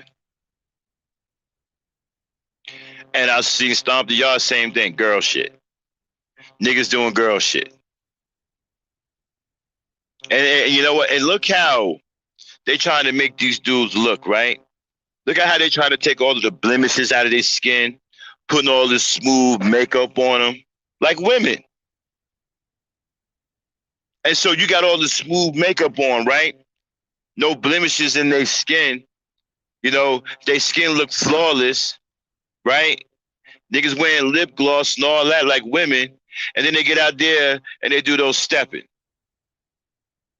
Put it all together.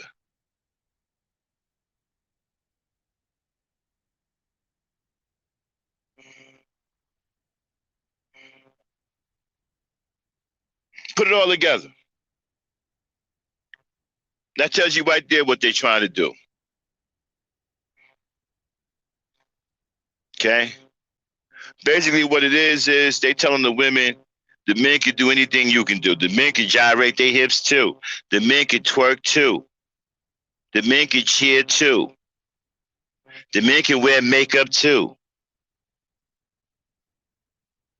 They can wear lip gloss and lipstick too.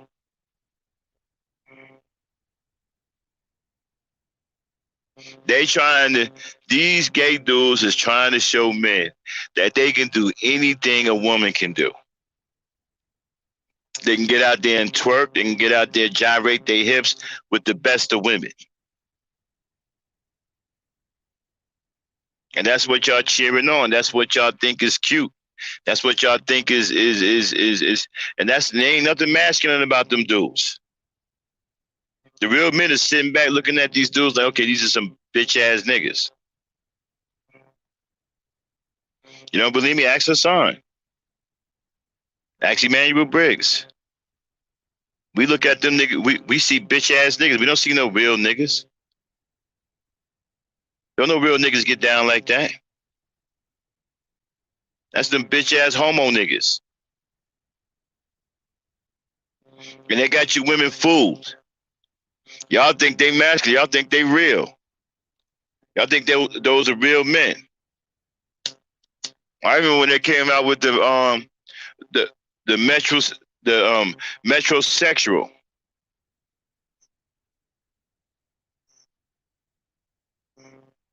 Yeah, gyrating like females, yeah. Remember when they came out with the metrosexual and tried to convince women that, you know, men of high hygiene go into a salon to get their hair done, their feet done, and all that. And black women fell for it. Oh, I don't think nothing wrong with a man getting a pedicure in a salon. You know, there's everything wrong with that. Ain't no real man going to no damn salon. We go to barbershops. We go to no damn salons. So this is the new masculine man. No, that's the new gay male. Ain't nothing masculine about going to no damn salon, sitting up there with women getting pedicures and shit. That's some female shit. Real brothers don't get down like that. You'll never see a real nigga in no salon unless he picking up his girl. And then he don't even want to come in. He'll be sitting out in the car waiting for her.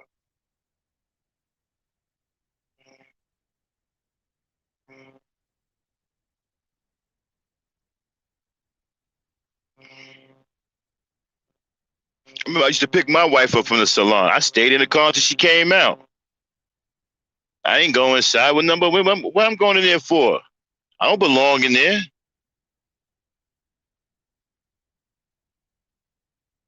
Real men go to barbershops, not salons. And they had black women. They've been played with doing a number on black women. Then you see, this is why I feel the way I feel about black women, and I don't blame y'all for nothing, hardly, because y'all been dealt a bad hand. And they've been tricking y'all for decades. They done mastered trying to pull the wool over y'all eyes. They done mastered it. You know, and it's hard because when the real soldiers who either died fighting the system or went to jail for life and all that stuff, and all these homos came into the community. This is all you've been dealing with for the last 30 years.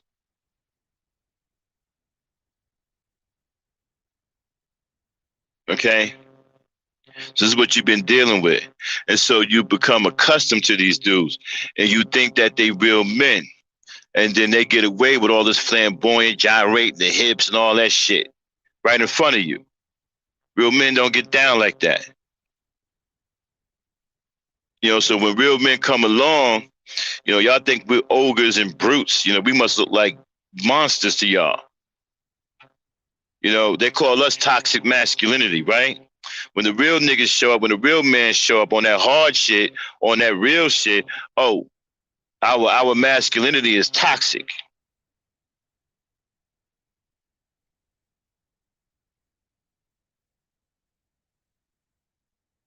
Ain't no real man going to no damn salon unless he picking up his woman. And most of the time he'll stay. He ain't even going inside. He wait till he'll call her or bump the horn, let her know he outside. He's sitting outside in the car.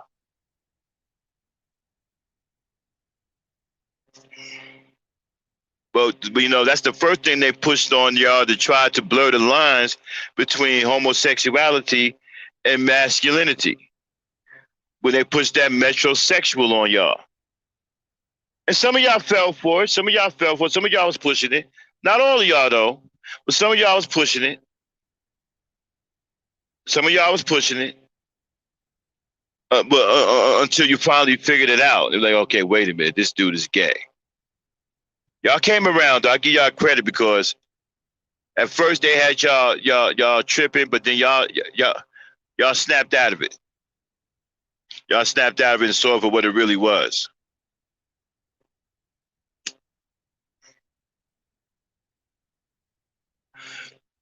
Shout out to Melody the Misfit, Phoenix Jean, 444. My main brother, Mr. Hassan Burton, and T in the building. E Nation showing up strong. And so, yeah, and like I said, Stomp, you go back, and now that you've heard my commentary, go back and look at Stomp the Yard again. Remember, and a lot of y'all was little girls. Y'all know what I'm talking about. A lot of your sisters in here know exactly what I'm talking about. You was a little girl yourself at one point. Y'all used to do those cheers. You remember? Hey, hey, you ugly. Hey, hey, your mama said you ugly. Woo. Right?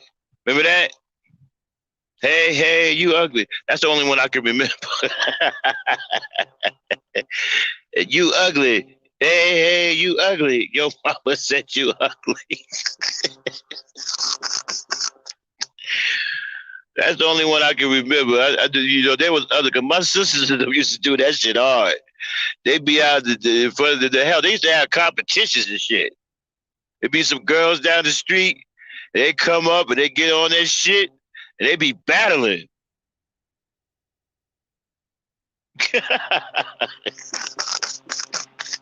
That's the only one I can remember. That's the only one that stuck out in my mind. Like, you ugly. Hey, hey, you ugly. Your mama said you ugly. That's the only one that stuck out of my mind all these years. You know what I'm saying? So that's what's going on in Stomp the Yard. They just ain't saying you ugly. It's the same shit.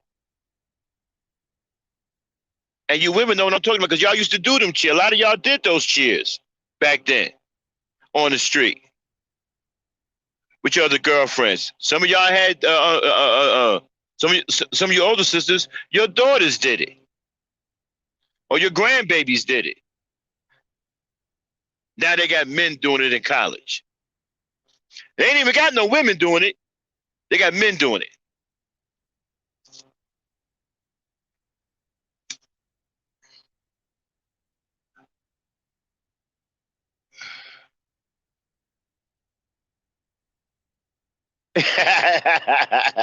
There go Dave. You don't have no alibi. You ugly. Hey, you that.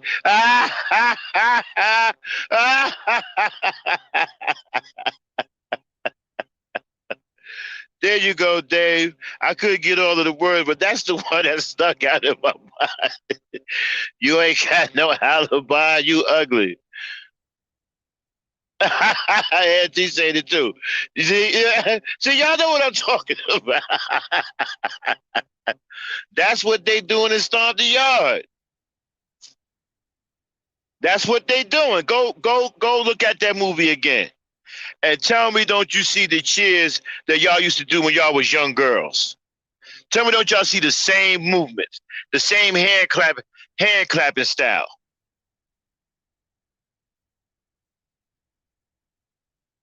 Go look at that shit again. Exactly. We was playing football in the street, basketball and all of that. Now you got the boys cheering like little girls.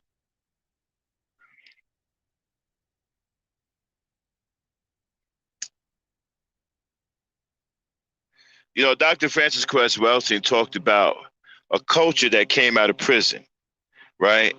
With the pants sagging, right? Because this pants sagging thing goes way back. A lot of people think that this pants sagging thing just came up on the scene 10, 15 years ago. No, this shit goes all the way back to the, I think, you know, either the late 50s or the early 60s. But they wasn't sagging as much. It actually progressed, you know, over a period of time. And Francis Cress Welsing was talking about how the pants were sagging, right? And how they was trying to, you know, emasculate black men and make black men effeminate back then. And then she said something that came true all the way up to today. She said eventually what's going to happen is the pants are going to get lower and lower, and they will come out of the pants altogether and step into a dress. She called this shit way back then. In the 70s, she called this shit. Now you got niggas walking around in dresses and shit. Future, I don't know what the fuck wrong with him. He done lost his damn mind. And then you got that dude Porter wearing that big fucking that big blue bonnet dress, that damn Southern Belle, whatever the hell that was, like a big ass fucking bell, some shit.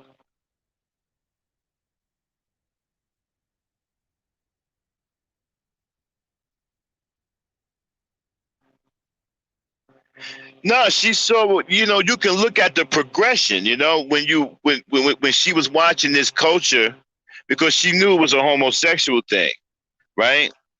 And then I'm sorry, Young Thug with the dress. Yeah, thanks, Melody Misfit, for correcting me on that. And she talked about it because the pants kept getting lower and lower. Because at first they didn't sit off the butt like that; they was just, you know, sagging a little bit with no belt. Then it got to the point where they started showing the crack of the butt. Then it got worse. Then you got motherfuckers now. I saw motherfucking white boys walking around with the shit, right, tied under their goddamn butt with a fucking belt to keep the pants from falling completely goddamn falling down. Butt completely out.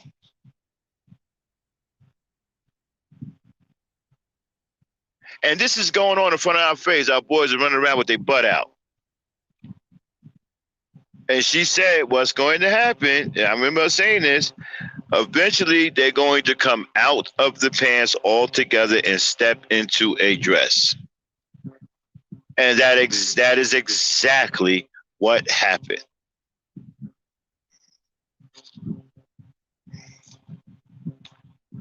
That is exactly what happened.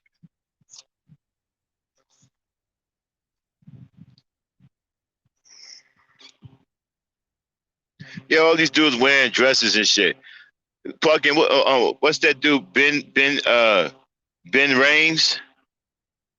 Didn't he do a movie looking like a disgusting Frankenstein monster with a wig on in a oh my god, man, wow. And then you had well, we did some security for the movie To Wong Fu. I used to work for the security company, a bodyguard company back in the day. We did a little security for to Wong Fu because they filmed a lot of that in New Jersey.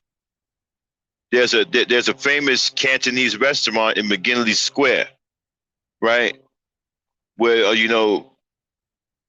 they shot some scenes in, and we got to meet Patrick Swayze, John Leguizamo, and Wesley Snipes. Wesley Snipes is an asshole. John Leguizamo is pretty cool and laid back. Wesley Snipes is, I'm sorry, Patrick Swayze is pretty cool too. But Snipes was an asshole.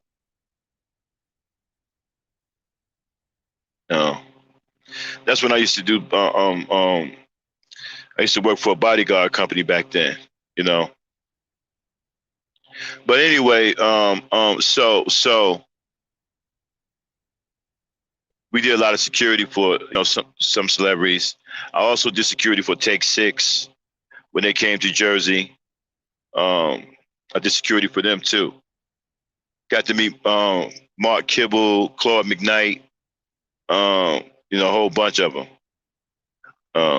Actually, all of them, as far as I'm concerned. Claude McKnight was cool. Mark Kibble was cool.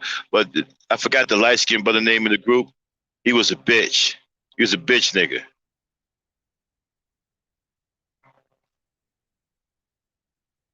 Shout out to Take Six. I ain't trying to shit on Take Six. There was some cool brothers, with the exception of that high yellow light-skinned dude in there. He was a problem. He was always bitching, always complaining and shit.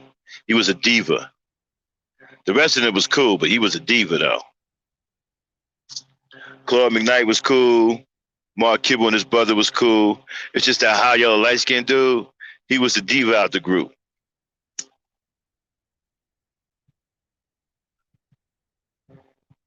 And the promoter did a terrible job, man. Nobody even knew Take Six was coming to town.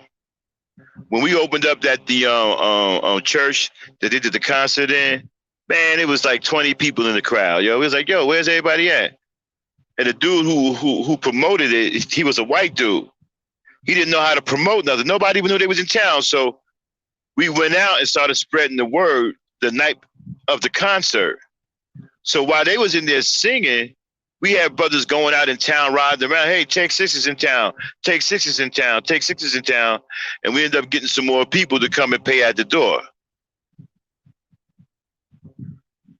Yeah, Auntie, he an asshole, man. Short nigga, too. Short dude.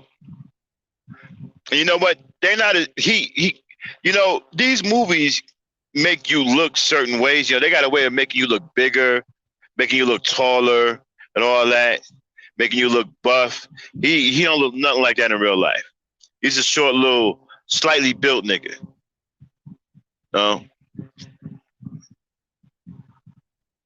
Dark skinned, short, slight build.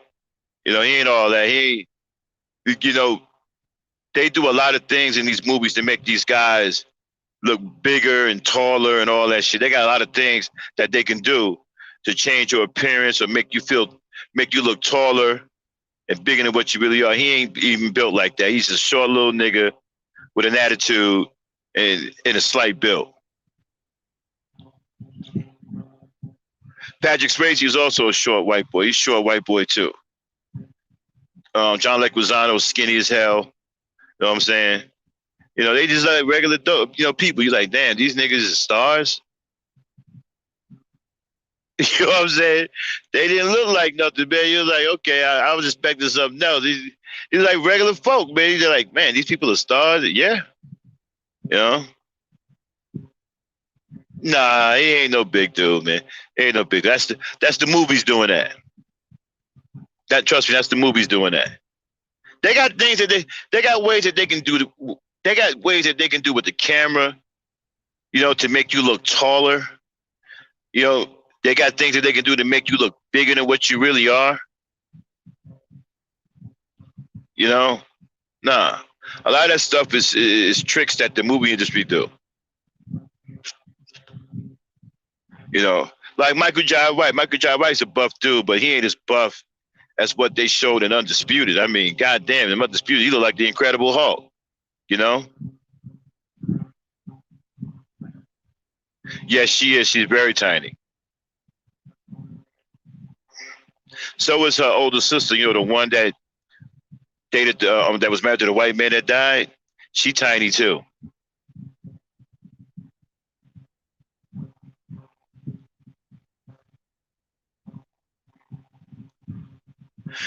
Yeah, yeah, she's very tiny, and I think she's got that. I don't know if it's lupus. I think she's got that thing with the bones or something. I'm not sure. I don't want to put that out there. I don't know, but I think there's something wrong with her bones. I don't know. I gotta look it up. But anyway, so yeah, you know, these cats were just regular looking cats. You know, Take Six. They were pretty much Take Six. You know, they look like they do on their album. You know, just cool brothers, with the exception of the light skinned dude, the high yellow light skinned skinny dude. Because Mark Kibble is light skinned too, and so is his brother, right? But they're not as light skinned as the other one. There's one that's really light skinned in the group. He's skinny and kind of tall. That's the one that's the diva. He was on some, I can't believe this.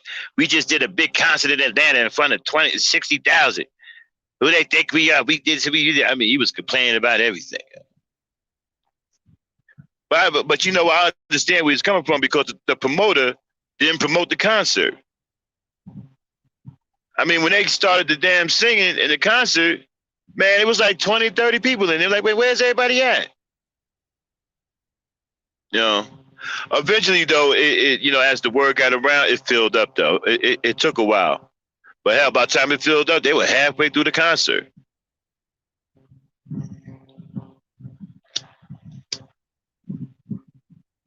Them brothers could sing too, man. Man, they was off the hook, man.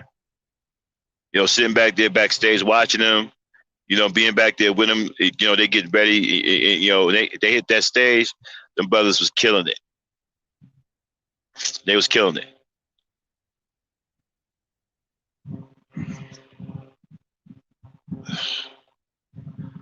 But yeah, so you know, all right, people. I'm almost at the 2 hour mark. I got to get ready to go to work. Dame, are you there? Let me see if Dame is still here. If not, I'm just gonna close out because she's my music person. Yeah, Tony Braxton, real tiny, yup. Beautiful woman too, man. You know what I like about the Braxtons? They very down to earth. They can be your sisters. Yeah. Claude McKnight is Brian McKnight's older brother. Yeah. They all got that certain way that they sing that high yellow, I mean not high yellow, that high pitched voice type thing. Yeah, you know, they both got that.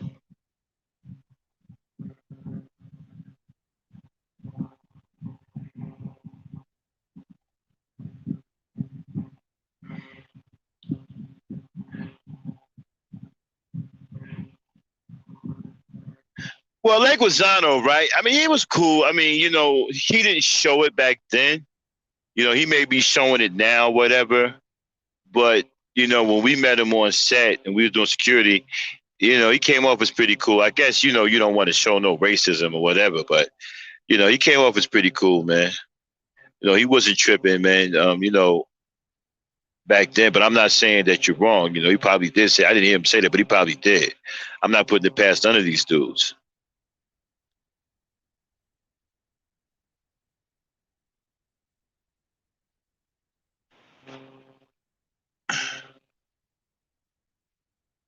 So I'm not putting it past any of them.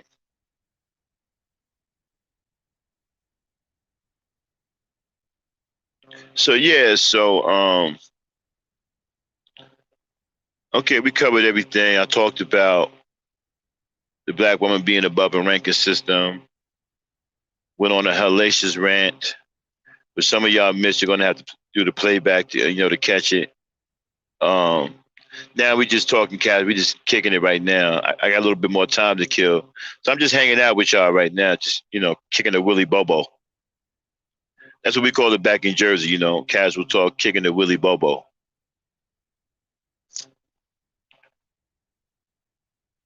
Man, these stars got it bad too, man. They all messed up. They like robots, man. They gotta say whatever they told to say because they're afraid to lose that money. Remember how Nick Cannon was talking shit until he got put in his place? Next thing you know, he was apologizing.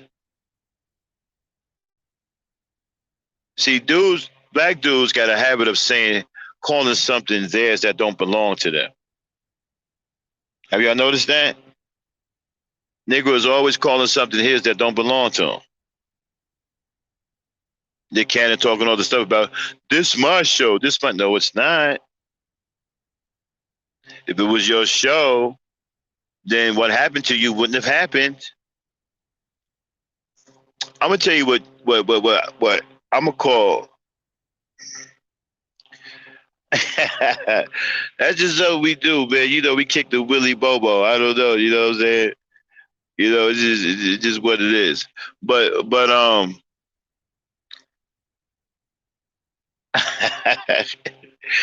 maybe I need to ask him around who the hell Willy Bobo is and where that came from. You know, but you know the guy that I feel sorry for because he made a big mistake was Arsenio Hall. Remember Arsenio Hall? And he used to have the Arsenio Hall show. You know, he was the one that really exposed, Milli Vanilli.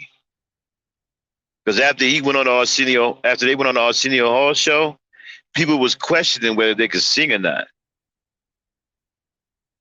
Of course, they got the plug pulled on them later in very violent fashion, and which they should have. I don't feel sorry for them. They got what they deserved because they was living a lie. They couldn't sing. They were lip singing. They couldn't dance. Listen, people, karate moves aren't dance moves. A couple of these cats got that a little mixed up. Cats like the Milli Vanilli, what's the guy name? The one that sings that song, Fortunate to Have You, Girl. You know, fortunate to have you, girl. I'm so glad to be in your world. What is his name? The one that made the song It's a Woman's World. The singer, the brother. Can't get his name right now. You know, Maxwell, there you go. Maxwell. You see Maxwell, Milli Vanilli, Terrence Trent D'Arby.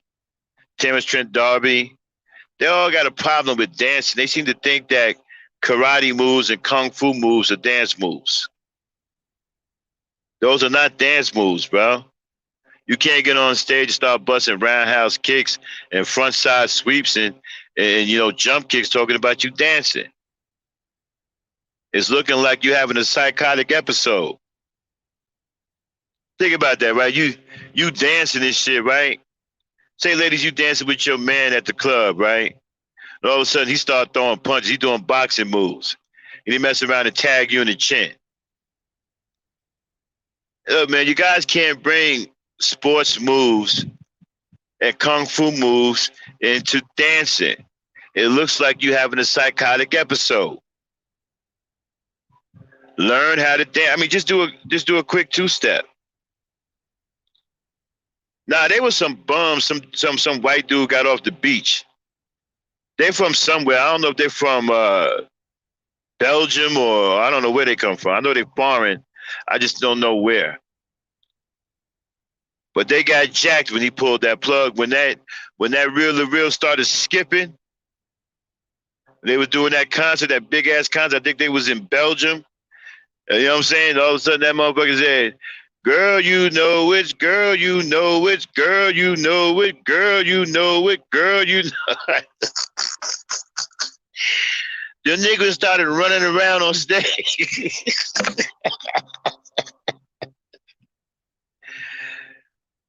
Yo, Fat Bree started running like Fat Bree started running like a woman running away from a rapist. They were there. That reel started skipping. They was done. And all those people in that crowd was like, "Hey, wait a minute. What's going on here? Hey, I paid $1,900 for this ticket. They lip singing. Next thing you know, they got ran out of that building. And then they got chased all through the building, and they thought they was having a getaway. And they went through a door where the limousine was supposed to be. The white dude had jumped in the limousine and took off before they got out the building. So he left them there. They got chased down the street. I'm not sure. I think they even got beat up.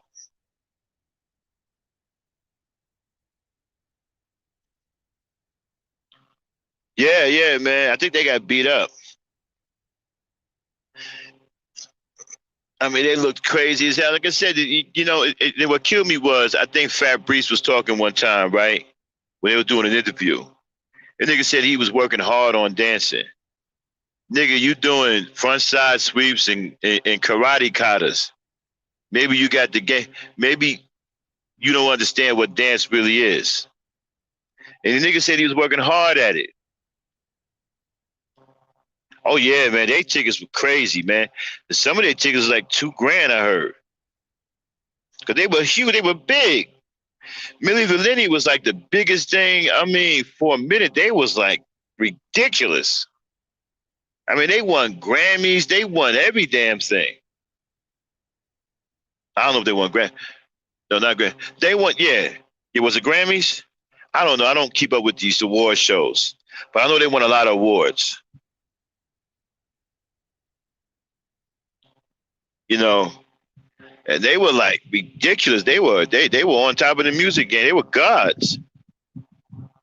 You know, and then the real band that was behind them, the band that made all of the music, I think they did a documentary because the white dude shitted on them too. You know what I'm saying? And I think the white dude told the story because he's still rich. You know, he told the story later on, years later, talking about, well, you know, he was walking down the beach and saw these two dudes. He said they had a look, and he paired them up with a group and started lip singing. Now, one thing people, you see, we don't pay attention to detail, right? These dudes can barely speak English. Now, when you look at their interviews, you look the way they talk, right? You're like, man, you know, these guys got heavy accents. They can barely speak English. How are they making these songs?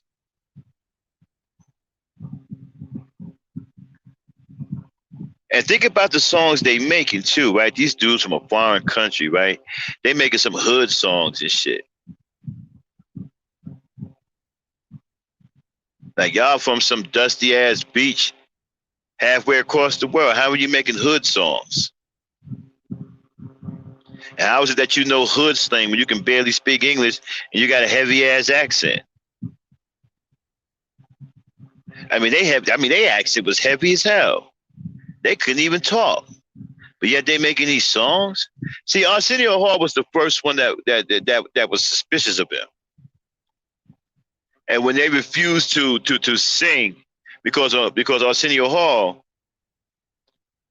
you know, you had to be able to sing live on this show. And you know, they had a big thing about that.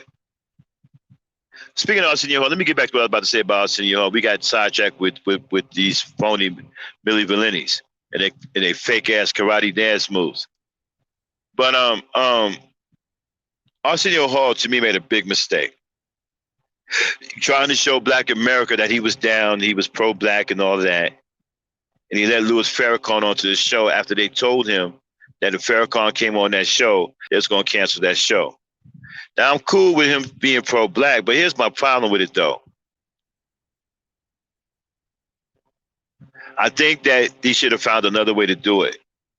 Because what I didn't like after that is that the Nation of Islam didn't even support him, man. They didn't help the brother out. They didn't do nothing to help the brother. They just let him fall on his face like that. And here you got a brother trying to be pro-Black. You know what I'm saying? I like him too, but I got a problem with them not supporting Arsenio Hall after he sacrificed his show by bringing Farrakhan onto his show. And once he brought Farrakhan onto his show, they cut that show quick as hell. I'm surprised they didn't cut it while it was on live. But once that show was over, Arsenio Hall was done. And I mean done. He was blackballed. He couldn't get no work. He couldn't get no work. Somebody tried to give him work a couple of years later in the sitcom. They found about it. They canceled that too. He can't even work now. What he should do is go to Tyler Perry. Tyler Perry got the power. Tyler Perry can do what he want to do. What he need to do is try to go to Tyler Perry to resurrect his career. But that man lost everything, and the Nation of Islam did not back him. They did not come to his aid. They didn't do nothing. Yeah. He got blackballed. Yeah, the Jews who owned the Arsenio Hall show, they hated Farrakhan, and they told him.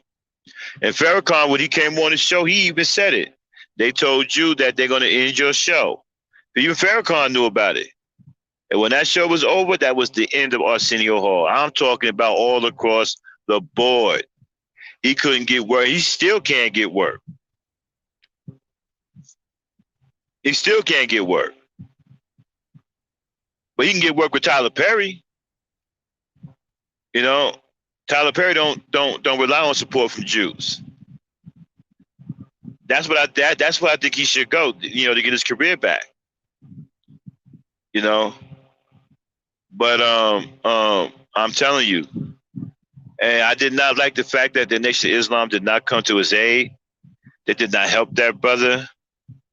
They didn't try to advocate for that brother in no kind of way. And I thought that was messed up and screwed up on their part. They left that brother out there to dry. They hung him out to dry. And all he was trying to do was be pro-black. And I commend him for doing that because he was a brother trying to stand up for himself. He was like, look, y'all not going to tell me what to do. Y'all not going to bully me. Y'all not going to make me no slave. It cost him, but I respect him. To the day, I have mad respect for him. Because he was the only brother that had the guts to do that. Yes, they took it from him. Well, it was never his to begin with. You understand what I'm saying? It was their show. And they took it from him. But the brother had the guts to stand up for himself and to be a black man and was not going to be told what to do by other people and wasn't going to be bullied or scared. I respect that man today for that. And I hope that he reaches out to Tyler Perry so he can get his career back. Because Tyler doesn't worry about the Jews don't handle Tyler Perry. Tyler Perry got his own thing going on. But I think that's where he should go to get his career back. Because he's blackballed in the entertainment business as far as anywhere that Jews control. And the Nation of Islam did not do nothing for him. Nothing. Didn't do anything for him. He had the guts to do what Dave Chappelle and the rest of these guys, right, didn't have the nerve to do. Chris Rock, none of them had the balls to do what Arsenio Hall did. Yeah.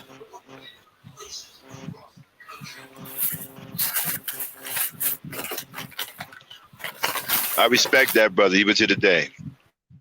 I'll never forget that.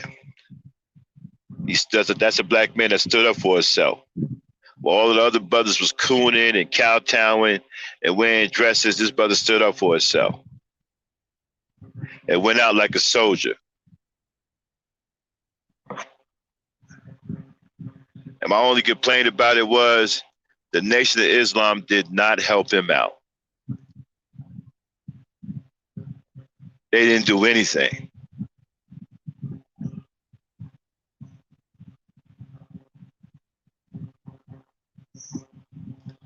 Yeah, Chris Rock, here, all them dudes are coons. Chris Rock, Chris Tucker, all them coons, Auntie.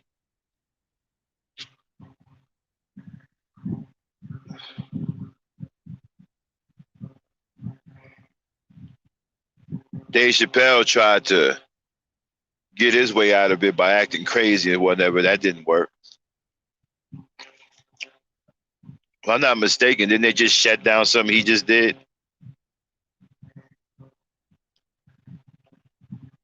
Dame, are you there?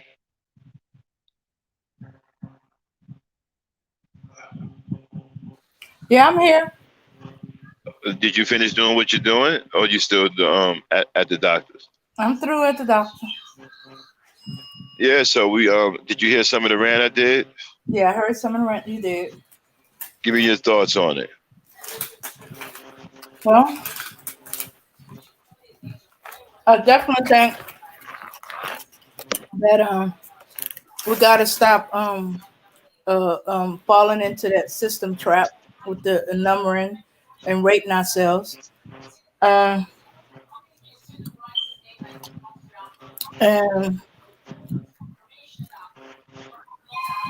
I mean, but ain't it sad that you got brothers that want to devalue a woman's life, but here it is, a woman carried you for 9 months and would have happily given up her life for yours. mm-hmm.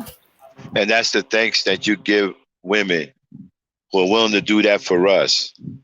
And the best you can do is devalue their life. That's the most evil thing that I've ever seen. Only a demon has that kind of mind. Only a demon would do such a thing. Well, anyway, Dame. Yes. How much time you got? You think you can go for another hour or so? Because I got to go to work. I think I could go another 15 minutes. Wow. Why you get ready to go somewhere? Might have to. Oh, okay. Mm-hmm. When they're going to start taking ownership of their craft, this y'all talent, stop letting own it.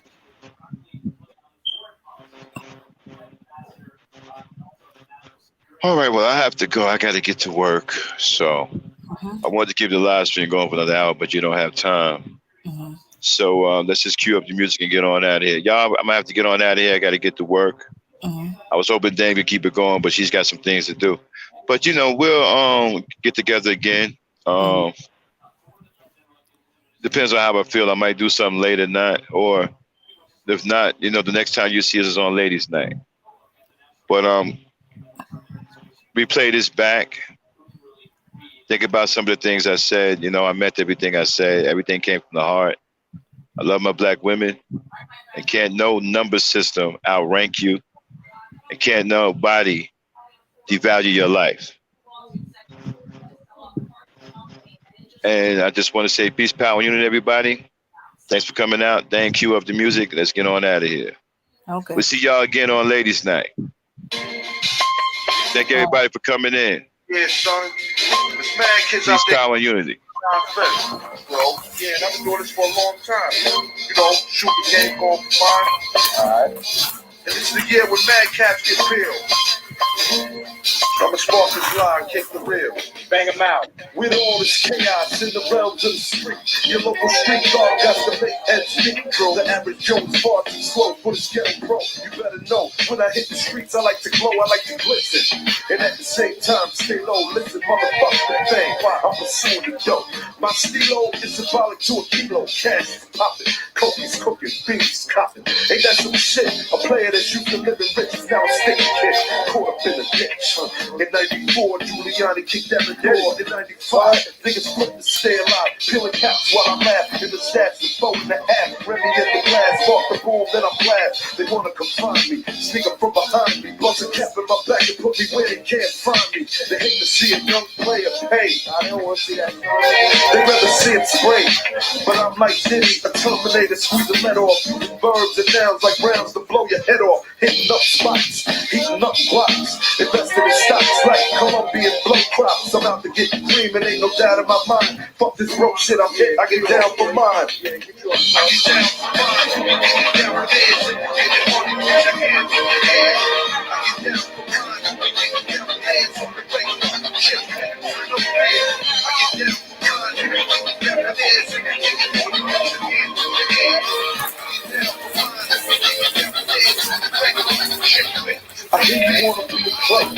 someplace you back. Let's play a game of real nigga roulette. With this a DOA as I spray the melee. Content and punctuation is compared to AK.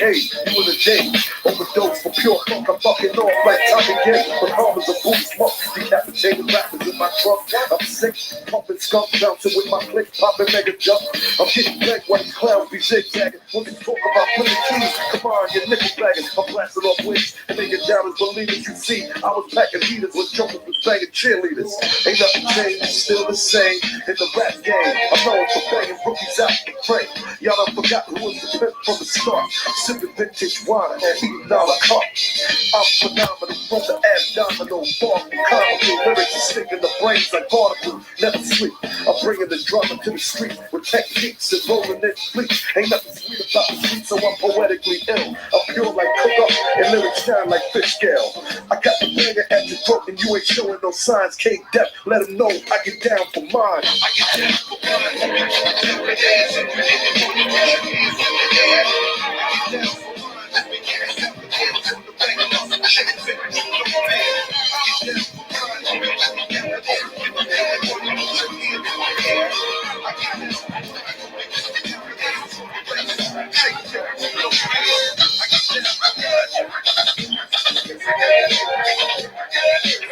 I get